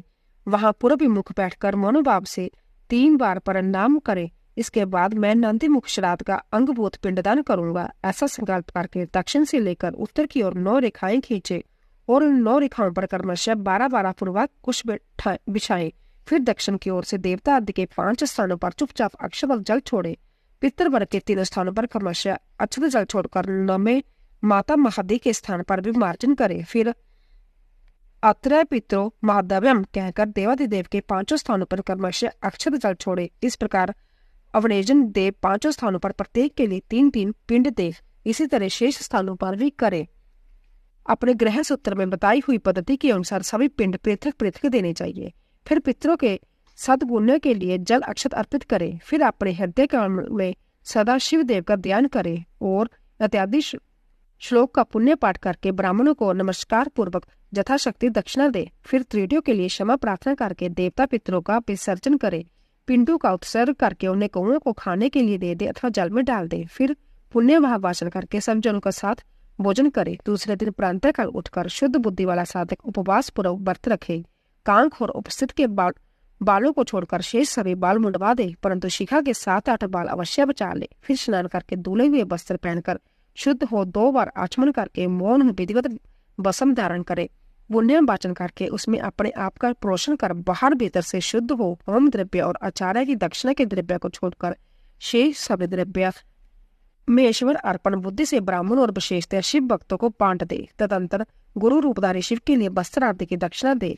पृथ्वी पर दंडवत प्रणाम करके डोरा कौपिन वस्त्र तथा दंड आदि जो धोकर पवित्र किए गए हो धारण करे। तदंतर होम द्रव्य और समिधा आदि लेकर समुद्र या नदी के तट पर पर्वत शिवालय वन में अथवा गौशाला में किसी उत्तम स्थान का विचार करके वहां बैठ जाए और आचमन करके पहले मानसिक जप करे। फिर ओम नमो ब्राह्मणे इस मंत्र का 3 बार जप करके अग्नि मीठे पुरोहितम इस मंत्र का पाठ करे। इसके बाद अथ महाभारतम अग्निदेवानाम एतस्मान्यम ओम ईशेत्रवोजे त्वम वायवस्था अगन अहबि विद्ये तथा सोम नोम देवी अरविष्टये इत्यादि का पाठ करे। फिर म ज र स त ज ब ल ग इन सब का पाठ करे। तदंतर यथा संभव वेद पुराण आदि का सब अध्याय करे। इसके बाद ओम ब्राह्मणे नमः, ओम इंद्राय नमः, ओम सूर्य नमः, ओम सोमय नमः, ओम प्रजापतये नमः, ओम आत्मने नमः, ओम अंतर आत्माय नमः, ओम ज्ञानात्मने नमः, ओम परमात्मने नमः इत्यादि रूप से ब्रह्मा आदि शब्दों के आदि में ओम और अंत में नमः लगाकर उनके चतुर्थ रूप का जप करे। इसके बाद 3 मुट्ठी सत्तू लेकर पर्णव के उच्चार पूर्वक 3 बार खाए और पर्णव से ही 2 बार आचमन करके नाभि का स्पर्श करे। उस समय आगे बताए जाने वाले शब्दों के आदि में पर्णव और अंत में नमः स्वाहा जोड़कर उनका उच्चारण करे। यथा ओम आत्मने नमः स्वाहा, ओम अंतर आत्मने नमः स्वाहा, ओम ज्ञानतमे नमः स्वाहा, ओम परमात्मने नमः स्वाहा, ओम प्रजापतये नमः स्वाहा इति। तदंतर पृथक पृथक प्रणव मंत्र से ही दूध दही मिले हुए घी को अथवा केवल जल को 3 बार चाटकर पुण्य 2 बार आचमन करके इसके बाद मन को स्थिर करके सुथिर आसन पर पूर्व विमुख बैठकर शास्त्रोक्त विधि से 3 बार प्राणायाम करे। संन्यास ग्रहण करने की शास्त्रीय विधि गणपति पूजन, होम, तत्व शुद्धि, सावित्री प्रवेश, सर्व संन्यास और दंड धारण आदि का प्रकार।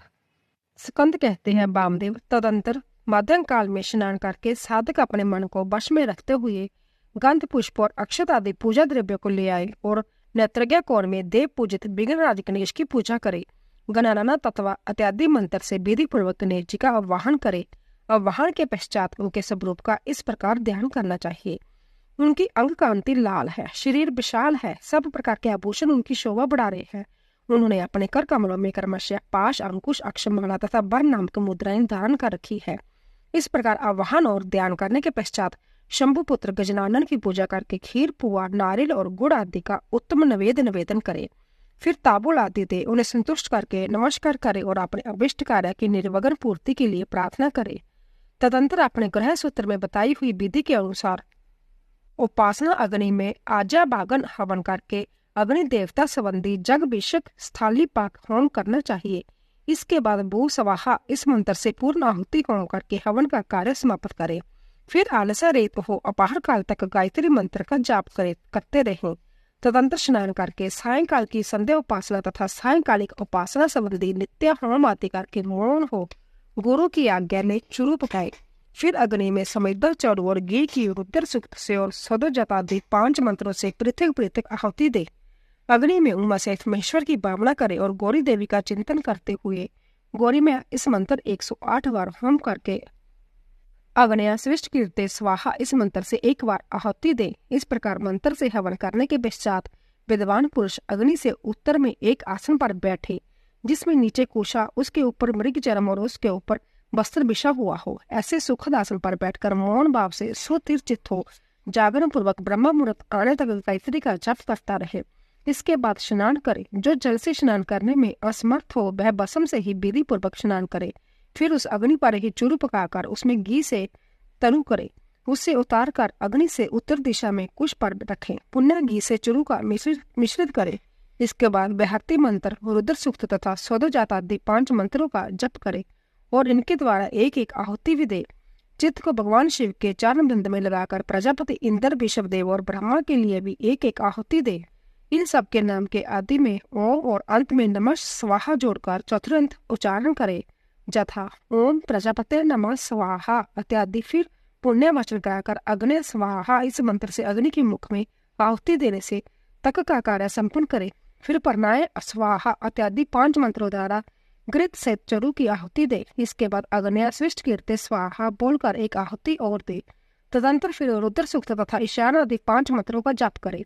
मेष आदि चतुर्भुज मंत्रों का भी पाठ करे। इस प्रकार तंत्र होम करके अपनी ग्रह शाखा में बताई हुई पद्धति के अनुसार उन्होंने देवताओं के आदेश से बुद्धिमान पुरुष सांग होम करे। इस तरह जो अग्निमुख आदि कर्म तंत्र को प्रवर्तित किया गया है उसका निर्वाह करके बिरजा होम करे। 26 तत्व रूप इस शरीर में छिपे हुए तत्व समुदाय की शुद्धि के लिए बिरजा होम करना चाहिए। उस समय यह करें कि मेरे शरीर में जो तत्व है इन सब की शुद्धि हो। उस प्रसंग में आत्म तत्व की शुद्धि के लिए आरुण केतुक मंत्रों का पाठ करते हुए पृथ्वी और तत्व से लेकर पुरुष तत्व पर्यंत क्रमश सभी तत्वों की शुद्धि की निमित्त घृत युक्त चूरू का होम करे तथा शिव के चरण बंधनों का चिंतन करके हुए मौन रहे। पृथ्वी जल तेज बाज और आकाश से जह पृथ्व्या दीपंचक कहलाते हैं। शब्द स्पर्श रूप रस और गंध जह शब्द दीपंचक है। वाक पाणी पाद पाजु तथा उपस्थित जह बाघ दीपंचक है। श्रोत्र नेत्र नासिका रसन और त्वक जह श्रोत्रा दीपंचक है।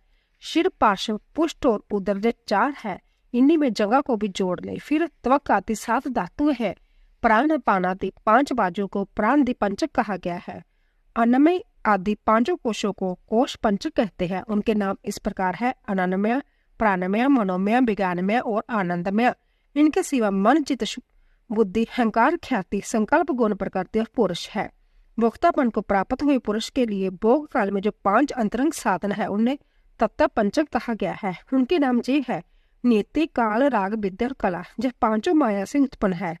इन श्रुति में प्रकृति ही माया कही गई है। उसी से यह तत्व उत्पन्न हुए है, इसमें संशय नहीं है। काल का स्वभाव ही नीति है, ऐसा श्रुति का कथन है। यह नीति आदि जो 5 तत्व है इन्हीं को पंच कोचक कहते हैं। इन 5 तत्वों को जानने वाले विद्वान भी मूढ़ ही कहा गया है। नीति प्रकृति से नीचे है और यह पुरुष प्रकृति से ऊपर है।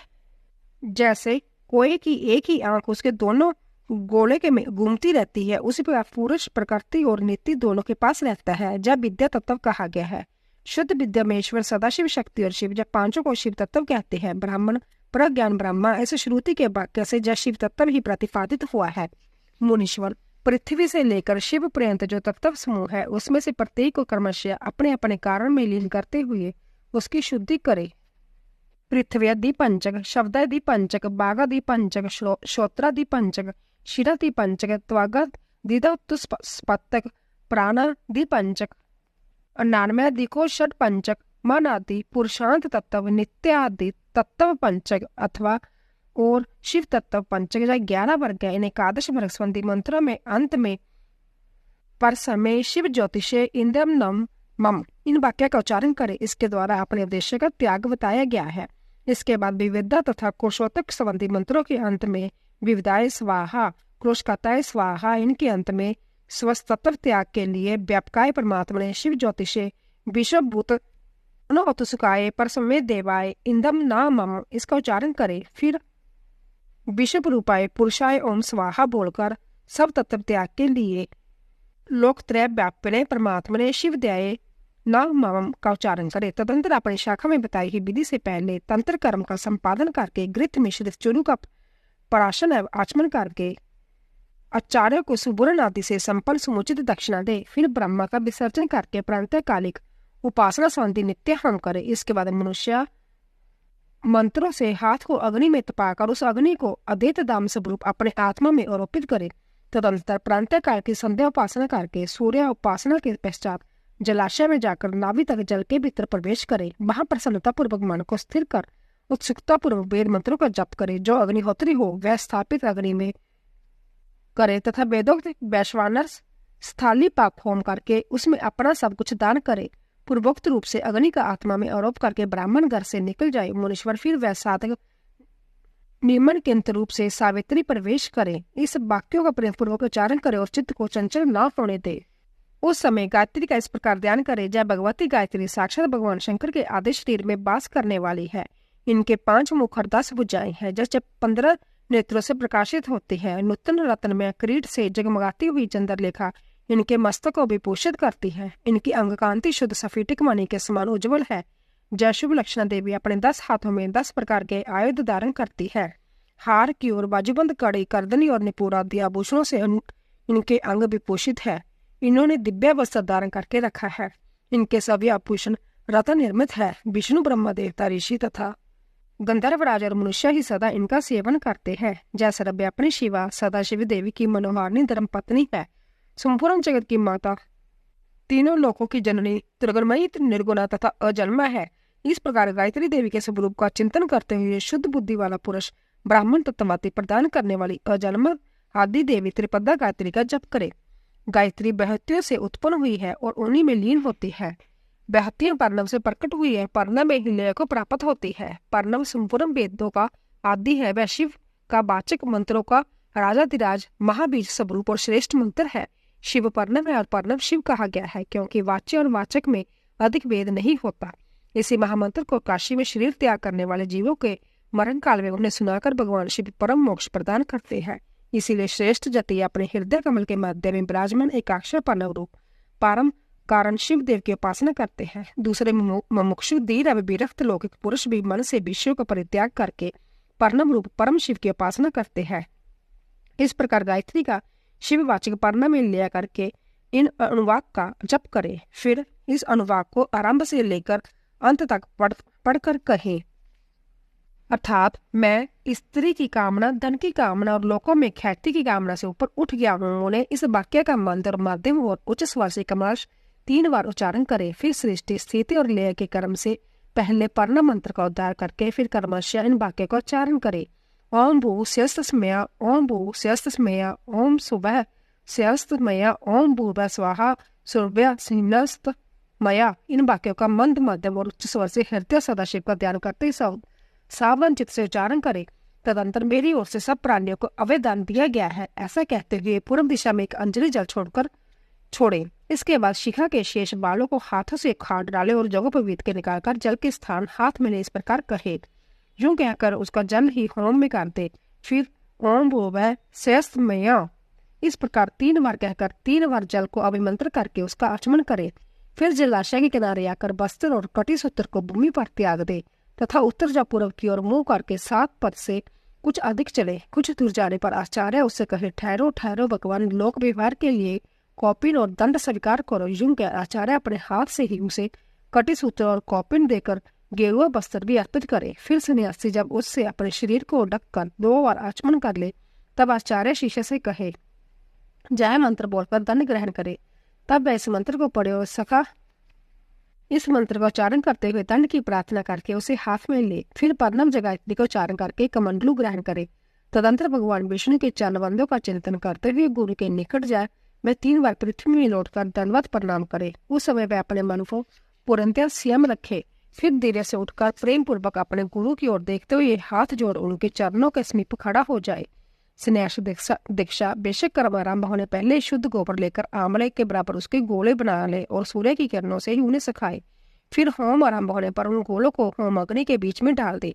होम समाप्त होने पर उन सबको संग्रह करके सुरक्षित रखे। तदंतर दंड धारणा के पश्चात गुरु बिरजा अग्नि जनित उस श्वेत बसम को लेकर उसी को शिष्य के अंगों में लगाए अथवा उस लगाने की आज्ञा दे। उसका कर्म इस प्रकार है। मंत्रों से बसम को अभिमंत्रित करे। तदंतर ईशान आदि 5 मंत्रों द्वारा उस बसम का शिष्य के अंगों से स्पर्श कराकर उस मस्तक से लेकर पैरों तक सर्वाग लगाने के लिए दे। शिष्य उस बसम को विधि पूर्वक हाथ में लेकर तथा त्रिवेंकम इन दोनों मंत्रों के 3-3 बार पढ़ते हुए ललाट आदि अंगों में क्रमशः त्रिपुंड धारण करे। फिर श्रेष्ठ शिष्य अपने हृदय कमल में विराजमान उमा सहित भगवान शंकर का भक्ति युक्त चित्त ध्यान करे। फिर गुरु शिष्य के मस्तक पर हाथ रखकर उसके दाहिने कान में ऋषि मन छंद और देवता सहित प्रणव का उपदेश करे। इसके बाद कृपा करके प्रणव के अर्थ का भी बोध कराए। श्रेष्ठ गुरु को चाहिए कि वह प्रणव के 6 प्रकार के अर्थ का ज्ञान कराते हुए उसके 12 वेदों का उपदेश दे। फिर शिष्य धन के भांति पृथ्वी पर पड़कर गुरु को साष्टांग प्रणाम करके और सदा उनके अधीन रहे। उनकी आज्ञा के बिना दूसरा कोई कार्य न करे। गुरु की आज्ञा से शिष्य वेदांत के तात्पर्य के अनुसार सगुण निर्गुण भेद से शिव के ज्ञान में तत्पर रहे। गुरु अपने उसी शिष्य के द्वारा श्रवण मनन और निधि अदन पूर्वक जप के अंत में प्रांतीय कालिका आदि नियमों का अनुष्ठान करवाए। कैलाश पर्वस्तर नामक मंडल में शिव के द्वारा प्रतिपादित मार्ग के अनुसार शिष्य वहीं रहकर शिव पूजन करे। यदि गुरु के आदेश के अनुसार वह प्रतिदिन वहीं रहकर मंगलमय देवता शिव की पूजा करने में असमर्थ हो तो उनसे अर्घा से स्फटिकमय शिवलिंग ग्रहण कर ले और कहीं भी रहकर नित्य उसका पूजन किया करे। वह गुरु के निकट शपथ खाते हुए इस तरह प्रतिज्ञा करे, मेरे प्राण चले जाए अच्छा है, मेरा सिर कट जाए यह भी अच्छा है, परंतु मैं भगवान त्रिलोचन की पूजा किए बिना कदापि भोजन न करूं।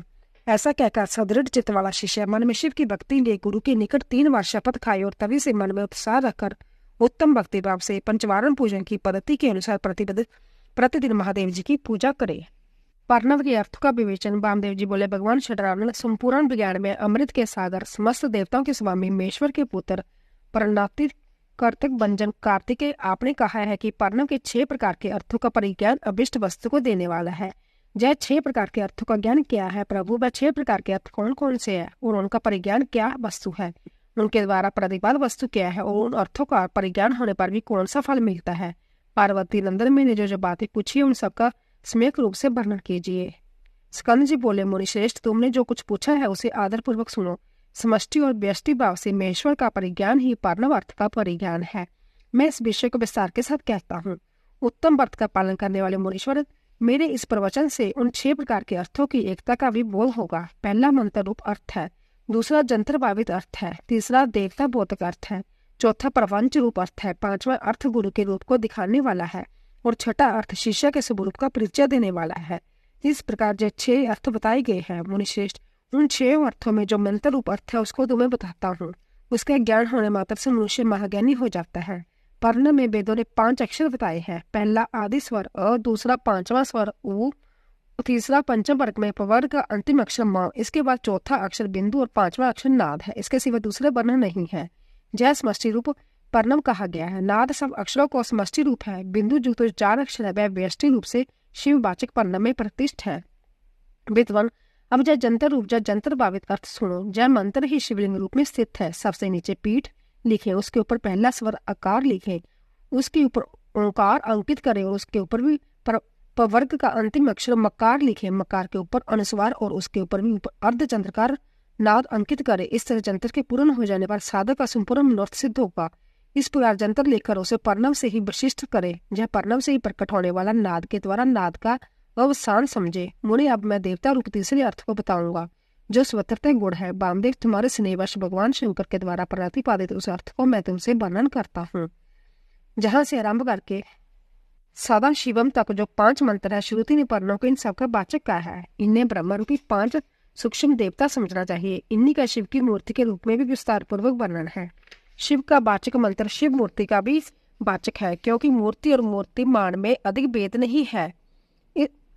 ईशान मुकुट उपेत इस श्लोक से आरंभ करके पहले इन मंत्रों द्वारा शिव के विग्रह का प्रतिपादन किया जाता है। अब उनके 5 मुखों का वर्णन सुनो। पंचम मंत्र को आदि मानकर वहां से लेकर सदोजात मंत्र तक क्रमशः एक चक्कर में अंकित करे। फिर सदोजात से लेकर ईशान मंत्र तक क्रमशः उसी चक्कर में अंकित करे। यही 5 भगवान शिव के 5 मुख बताए गए हैं। पुरुष से लेकर सदोजात तक जो ब्रह्मा रूप 4 मंत्र है वह ही महेश्वर देव के चतुर्व्यूह पद पर प्रतिष्ठ है। ईशान मंत्र सदोजात आदि 5 मंत्रों का समष्टि रूप है। मुने, पुरुष से लेकर सदोजात तक जो 4 मंत्र है वह ईशान देव के व्यष्टि रूप है। इसे अनुग्रह में चक्र कहते हैं। यही पंचार्थ का कारण है। जह सूक्ष्म निर्विकार अनामय परम ब्रह्म रूप है। अनुग्रह के भी दो प्रकार है, एक तो तिरोभाव आदि 5 कृत्य के अंतर्गत, दूसरा जीवों को कार्यकरण आदि के बंधनों से मुक्त देने वाला समर्थ्य। यह दोनों प्रकार का अनुग्रह सदाशिव के ही दिव्य कृत्य कहा गया है। उन्होंने अनुग्रह भी सृष्टि आदि कृत्यों का जोग होने से भगवान शिव के 5 कृत्य माने गए हैं। इन 5 कृत्यों में भी सदोजात आदि देवता प्रतिष्ठित बताई गई है। वह पांचों पर ब्रह्मा स्वरूप तथा सदा ही कल्याणदायक है। अनुग्रह में चक्कर शांति तीत कला रूप है। सदाशिव से अधिष्ट होने के कारण उसे परम पद कहते हैं। शुद्ध अंत करने वाले सन्यासियों को मिलने योग्य पद यही है जो सदाशिव के उपासक है और जिनका चित्त पर्णव उपासना में संलग्न है, उन्हें भी इसी पद की प्राप्ति होती है। इसी पद को पाकर मुनीश्वरगण उन ब्रह्मा रूपी महादेव जी के साथ प्रचुर दिव्य भोगों का उपभोग करके महाप्रलय काल में शिव की समता को प्राप्त हो जाते हैं। वह मुक्त जीव फिर कभी संसार सागर में नहीं गिरते। इस सनातन श्रुति ने इस अर्थ का प्रतिपादन किया है। शिव का ऐश्वर्य भी यही समष्टि रूप है। अथर्व वेद की श्रुति भी कहती है कि वह संपूर्ण ऐश्वर्य से संपन्न है। संपूर्ण ऐश्वर्य प्रदान करने की शक्ति सदा शिव में ही बताई गई है। चमका अध्याय में पद से यही सूचित होता है कि शिव से बढ़कर दूसरा कोई पद नहीं है। ब्रह्मा पंच के विस्तार को ही प्रपंच कहते हैं। इन 5 ब्रह्म मूर्तियों में ही निर्वृत्ति आदि 5 कलाएं हुई है। वह सब की सब सूक्ष्म भूत स्वरूपणी होने से कारण रूप में विखायित है। उत्तम व्रत का पालन करने वाले वामदेव स्थूल रूप से प्रकट या जगत प्रपंच है। इसको जिसने 5 रूपों द्वारा व्याप्त कर रखा है, वह ब्रह्मा अपने उन 5 रूपों के साथ ब्रह्मा पंच का नाम धारण करते हैं।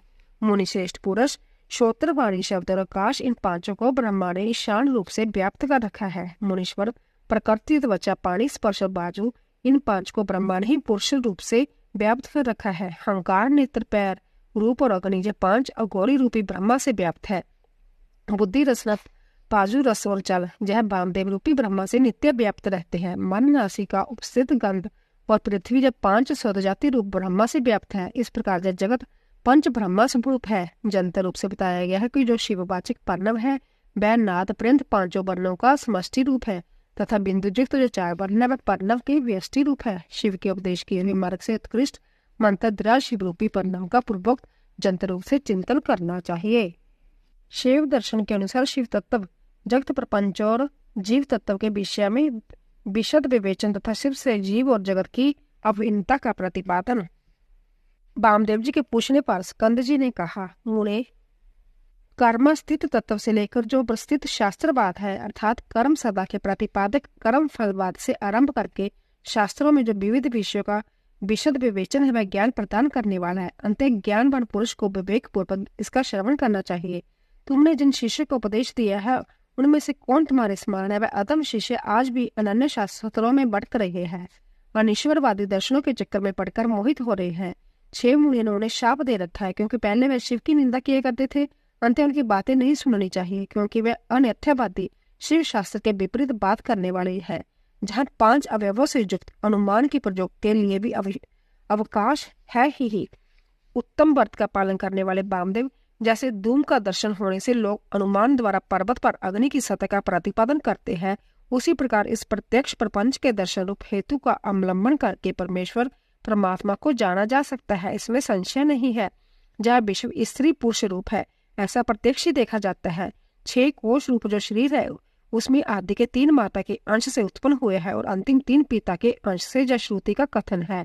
इस प्रकार सभी शरीर में स्त्री पुरुष भाव को जानने वाले लोग हैं। मुने विद्वानों ने परमात्मा में भी स्त्री पुरुष भाव को जाना है।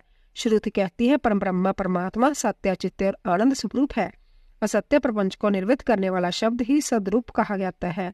चित्त शब्द से जड़ जगत की निर्वृत्ति की जाती है। यद्यपि सत शब्द तीनों लिंगों में विद्यमान है तथापि जय परम ब्रह्मा परमात्मा के अर्थ में पुल्लिंग सत शब्दों को ही ग्रहण करना चाहिए।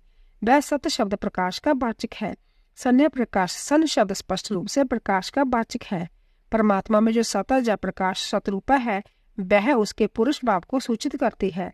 ज्ञान शब्द का पर्यायवाची जो चित्त शब्द है वह स्त्रीलिंग है, अर्थात परमात्मा में चिंद्रुपता उसके स्त्री भाव को सूचित करती है। प्रकाश और चित्त जय दोनों जगत के कारण भाव को प्राप्त हुए हैं। इसी प्रकार सचिन आत्मा परमेश्वर भी जब जगत के कारण भाव को प्राप्त होते हैं तब उन्हें एकमात्र परमात्मा में ही शिव भाव और शक्ति भाव को भेद किया जाता है। जब तेल और बत्ती में मलिनता होती है तब उसके प्रकाश में भी मलिनता आ जाती है। चिता की आग आदि में अशिवता और मलिनता स्पष्ट दिखाई देती है। अंत्य मलिनता आदि आरोपित वस्तु है, उसका निर्वर्तिक होने के कारण परमात्मा के शिव तत्व का ही श्रुति के द्वारा प्रतिपादन किया जाता है। जीव के आश्रित जो चित शक्ति है वह सदा दुर्बल होती है। उसके निर्वृत्ति के लिए परमात्मा में सर्वकालिक सर्वशक्तिमता विद्यमान है। ईश्वर बलवान है, शक्तिमान है, यह व्यवहार देखा जाता है। महामुनि वामदेव लोक और वेद में भी सदा ही परमात्मा की शिव रूपता और शक्ति रूपता का साक्षर कराया जाता है।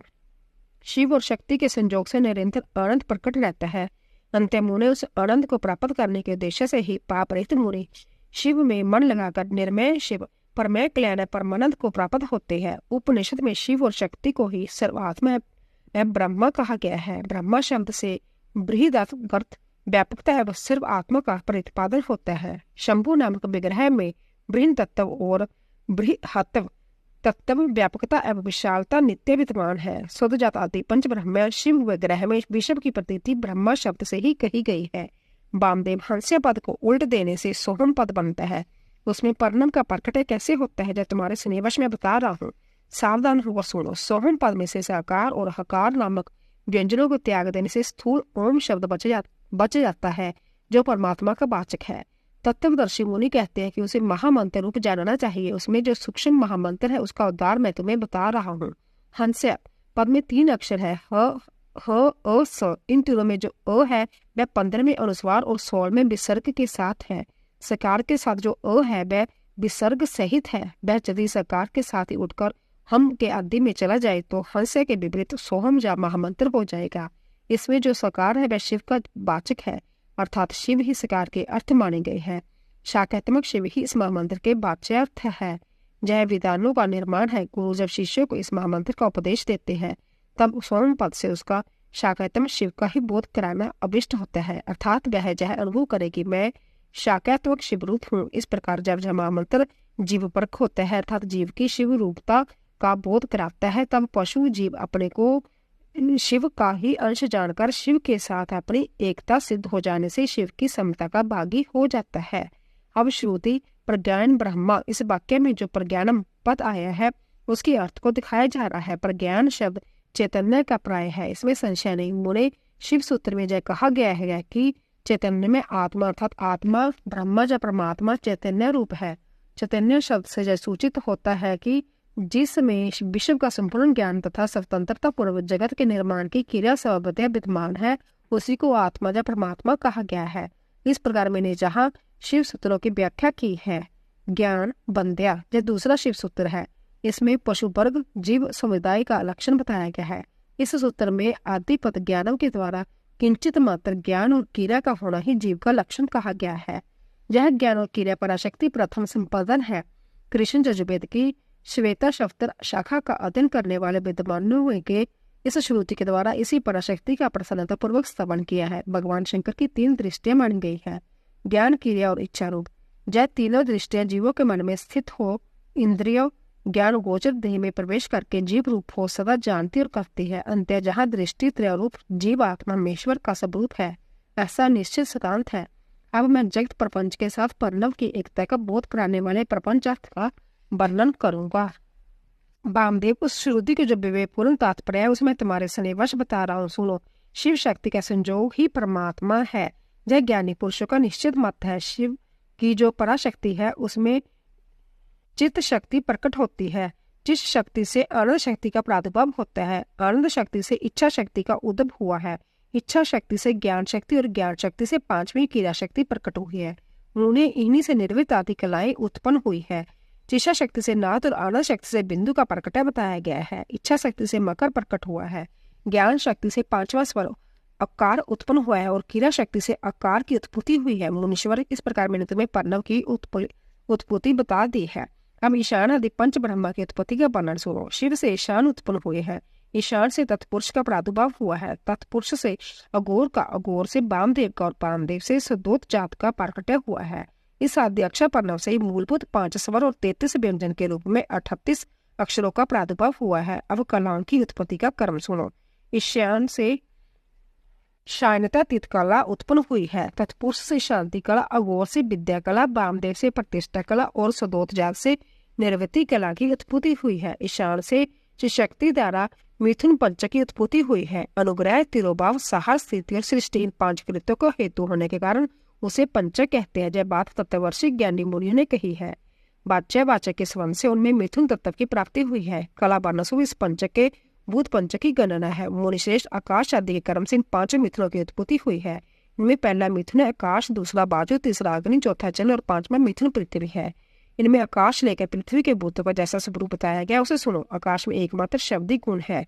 वायु में शब्द, स्पर्श 2 गुण है। अग्नि में शब्द, स्पर्श और रूप इन 3 गुणों की प्रधानता है। जल में शब्द, स्पर्श, रूप और रस ये 4 गुण माने गए हैं तथा पृथ्वी शब्द, स्पर्श, रूप, रस और गंध इन 5 गुणों से संपन्न है।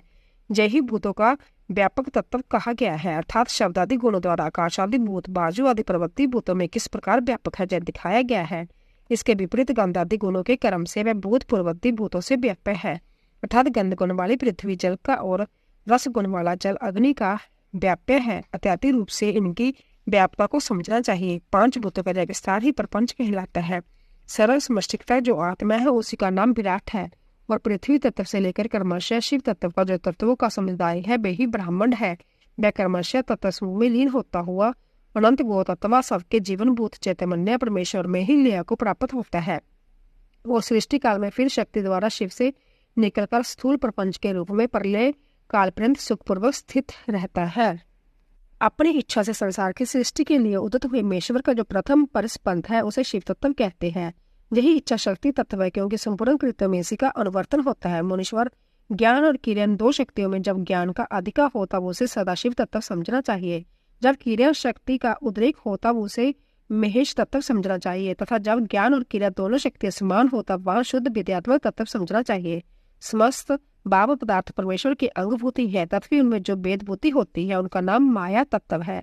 जब शिव अपने परम ऐश्वर्यशाली रूप को माया से निर्गलित करके संपूर्ण पदार्थों को ग्रहण करने लगता है तब उसका नाम पुरुष होता है। उस शरीर को रचकर संभ्या उसमें प्रविष्ट हुआ। इस श्रुति के स्वरूप प्रतिपादन किया है अथवा इस तत्व का प्रतिपादन करने के लिए उक्त श्रुति का प्रादुर्भाव हुआ है। जय पुरुष माया से मोहित होकर संसार बंधन में से बंधा हुआ पशु कहलाता है। शिव तत्व के ज्ञान से शून्य होने के कारण उसकी बुद्धि नाना कर्मों में सख्त हो मूढ़ता को प्राप्त हो जाती है। वह जगत को शिव से अभिन्न नहीं जानता तथा अपने को भी शिव से भिन्न ही समझता है। प्रभु, यदि शिव से अपनी तथा जगत की अभिन्नता का बोध हो जाए तो इस पशु जीव को मोह का बंधन ना प्राप्त हो। जैसे इंद्रजाल विद्या के ज्ञाता बाजीगर को अपनी रची हुई अवैध वस्तुओं के विषय में मोह या भ्रम नहीं होता, उसी प्रकार ज्ञान योगी को भी नहीं होता। गुरु के उपदेश द्वारा अपने ऐश्वर्य का बोध प्राप्त हो जाने पर वह चिंतागण शिवरूप ही हो जाता है। शिव की 5 शक्तियां हैं, सर्व कृत तत्व रूपा, सर्व तत्व रूपा, पूर्ण तत्व रूपा, नित्य सब रूपा और व्यापक तत्व रूपा। जीव की 5 कलाएं हैं, कला, विद्या, राग, काल और नियति। इन्हें काल पंचक कहते हैं। जो जहाँ 5 तत्वों के रूप में प्रकट होती है उसका नाम कला है। जो कुछ कुछ कर्तृत्व में हेतु बनती है और कुछ तत्व का साधन होती है उस कला का नाम विद्या है। जो विश्व में आसक्ति पैदा करने वाली है उस कला का नाम राग है। जो भाव पदार्थ और प्रकाश का वासनात्मक रूप से कर्मशय अवेशत होकर संपूर्ण भूतों का आदि कहलाता है वही काल है। यह मेरा कर्तव्य है और जहाँ नहीं है इस प्रकार नियंत्रण करने वाली जो विभु की शक्ति है उसका नाम नियति है। उसके आक्षेप से जीव का पतन होता है। जब 5 ही जीव के स्वरूप को आच्छादित करने वाले आवरण है, इसीलिए पंचक चुक कहे गए हैं। इनके निवारण के लिए आंतरिक साधन की आवश्यकता है। इस प्रकार सर्वत्र चिंतन करें। अब इन महावाक्यों का भावार्थ कहते हैं। प्रज्ञान ब्रह्मा का वाक्यार्थ पहले ही समझाया जा चुका है। शक्ति स्वरूप अथवा शक्ति युक्त परमेश्वर ही अहम पदम के अर्थभूत है। अकार सब वर्णों का अग्रगण्य परम प्रकाश शिवरूप है। हंकार व्योम स्वरूप होने के कारण उसका शक्ति रूप से वर्णन किया गया है। शिव और शक्ति के संयोग से सदा आनंद उदित होता है। मकार उसी आनंद का बोधक है। ब्रह्मा शब्द से शिव शक्ति की सर्वरूपता स्पष्ट ही सूचित होती है। पहले ही इस बात का उपदेश किया गया है कि वह शक्तिमान परमेश्वर मैं हूँ, ऐसी भावना करनी चाहिए।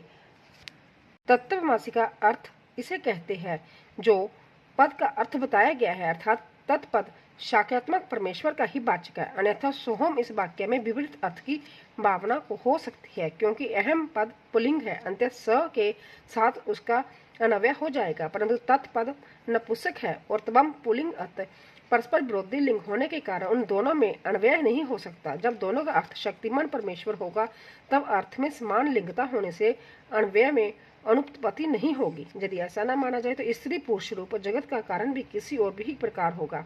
इसलिए सोहम मसीम का सहम और तवम मसी का तत्व जब दोनों समानार्थक है। इन महावाक्यों के उपदेश से एक ही अर्थ की भगवान का विधान है। शक्तिमान परमेश्वर रूप आत्मा ब्रह्म है। जैसे इस वाक्य का तात्पर्य है, मैं प्रज्ञान स्वरूप प्राण हूँ। जहाँ प्राण शब्द परमेश्वर का ही वाचक है, जो जहाँ है वह वहाँ है, ऐसा चिंतन करे। जहाँ जत तत् का अर्थ क्रमशः य और स है, अर्थात जो परमात्मा जहाँ है वह परमात्मा वहाँ है, ऐसा सिद्धांत पक्ष अवलंबन करने वाले वेदांतों का कहा है। उपयुक्त वाक्यों में जो परमात्मा वहाँ परलोक में स्थित है वहीं जहाँ इस लोक में भी स्थित है। इस प्रकार विद्वानों को पहले के समान ही परम पुरुष परमात्मा रूप अर्थ जहाँ अभिष्ट है। मुने वाक्यों में जिस प्रकार फल की भी विपरीतता की भावना होती है उसे जहाँ बताता हूँ।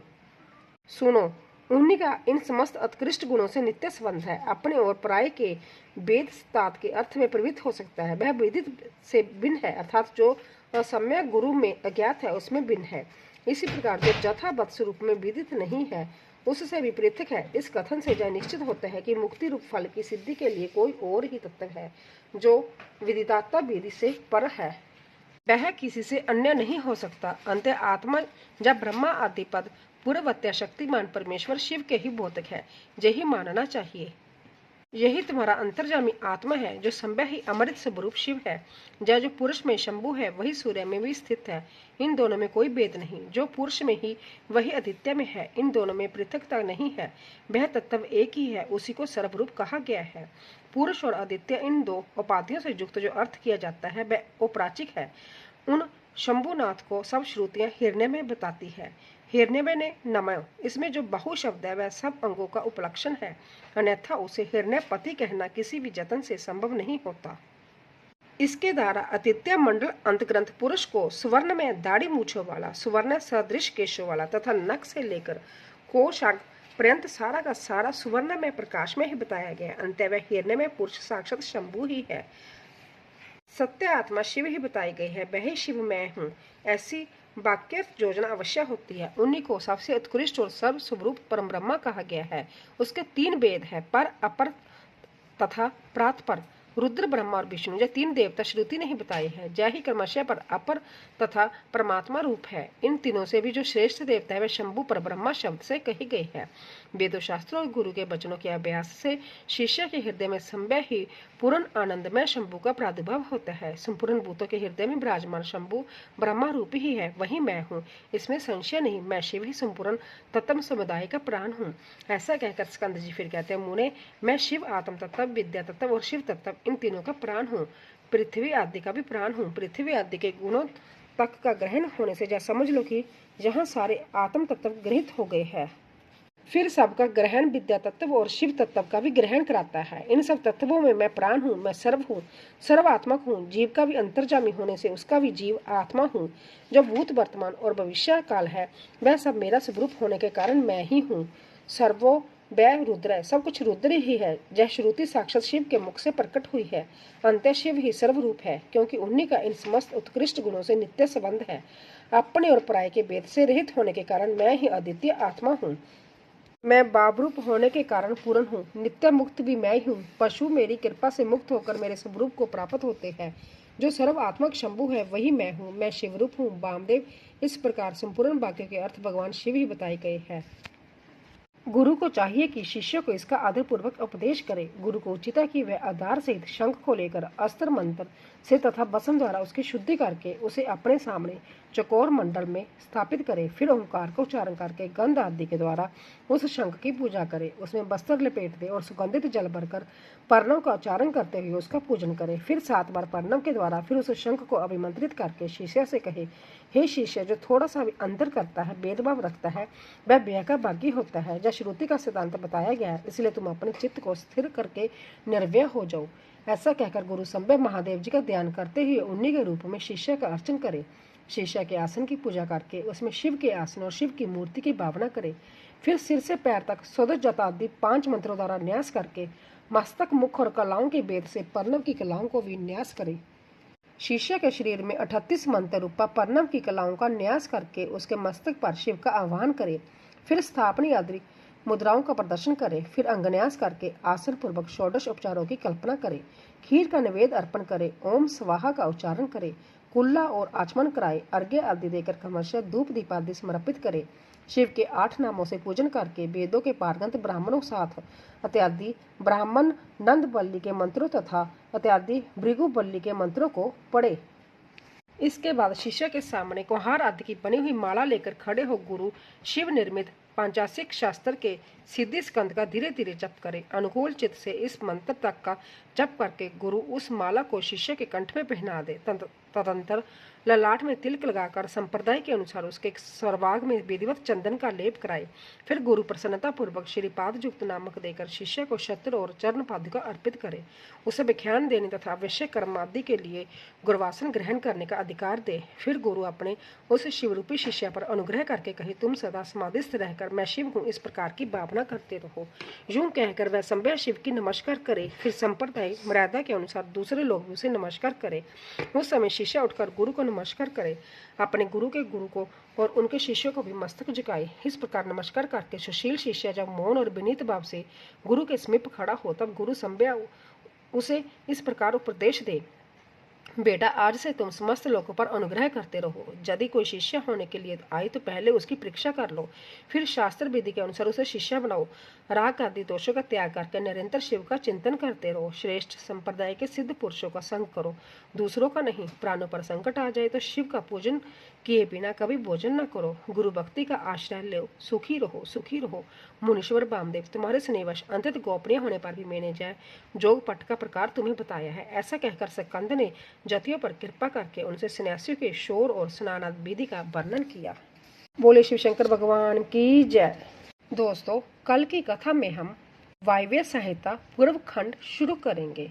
दोस्तों, सभी शिव पुराण की कथा सुनने वालों का धन्यवाद। तो दोस्तों, अगर आपको हमारी कथा पसंद आ रही हो प्लीज जाने से पहले कमेंट बॉक्स में ओम नमः शिवाय हर हर महादेव अवश्य लिखें और चैनल को सब्सक्राइब कीजिए, लाइक कीजिए और ज़्यादा से ज़्यादा शेयर कीजिए। आप सभी का धन्यवाद।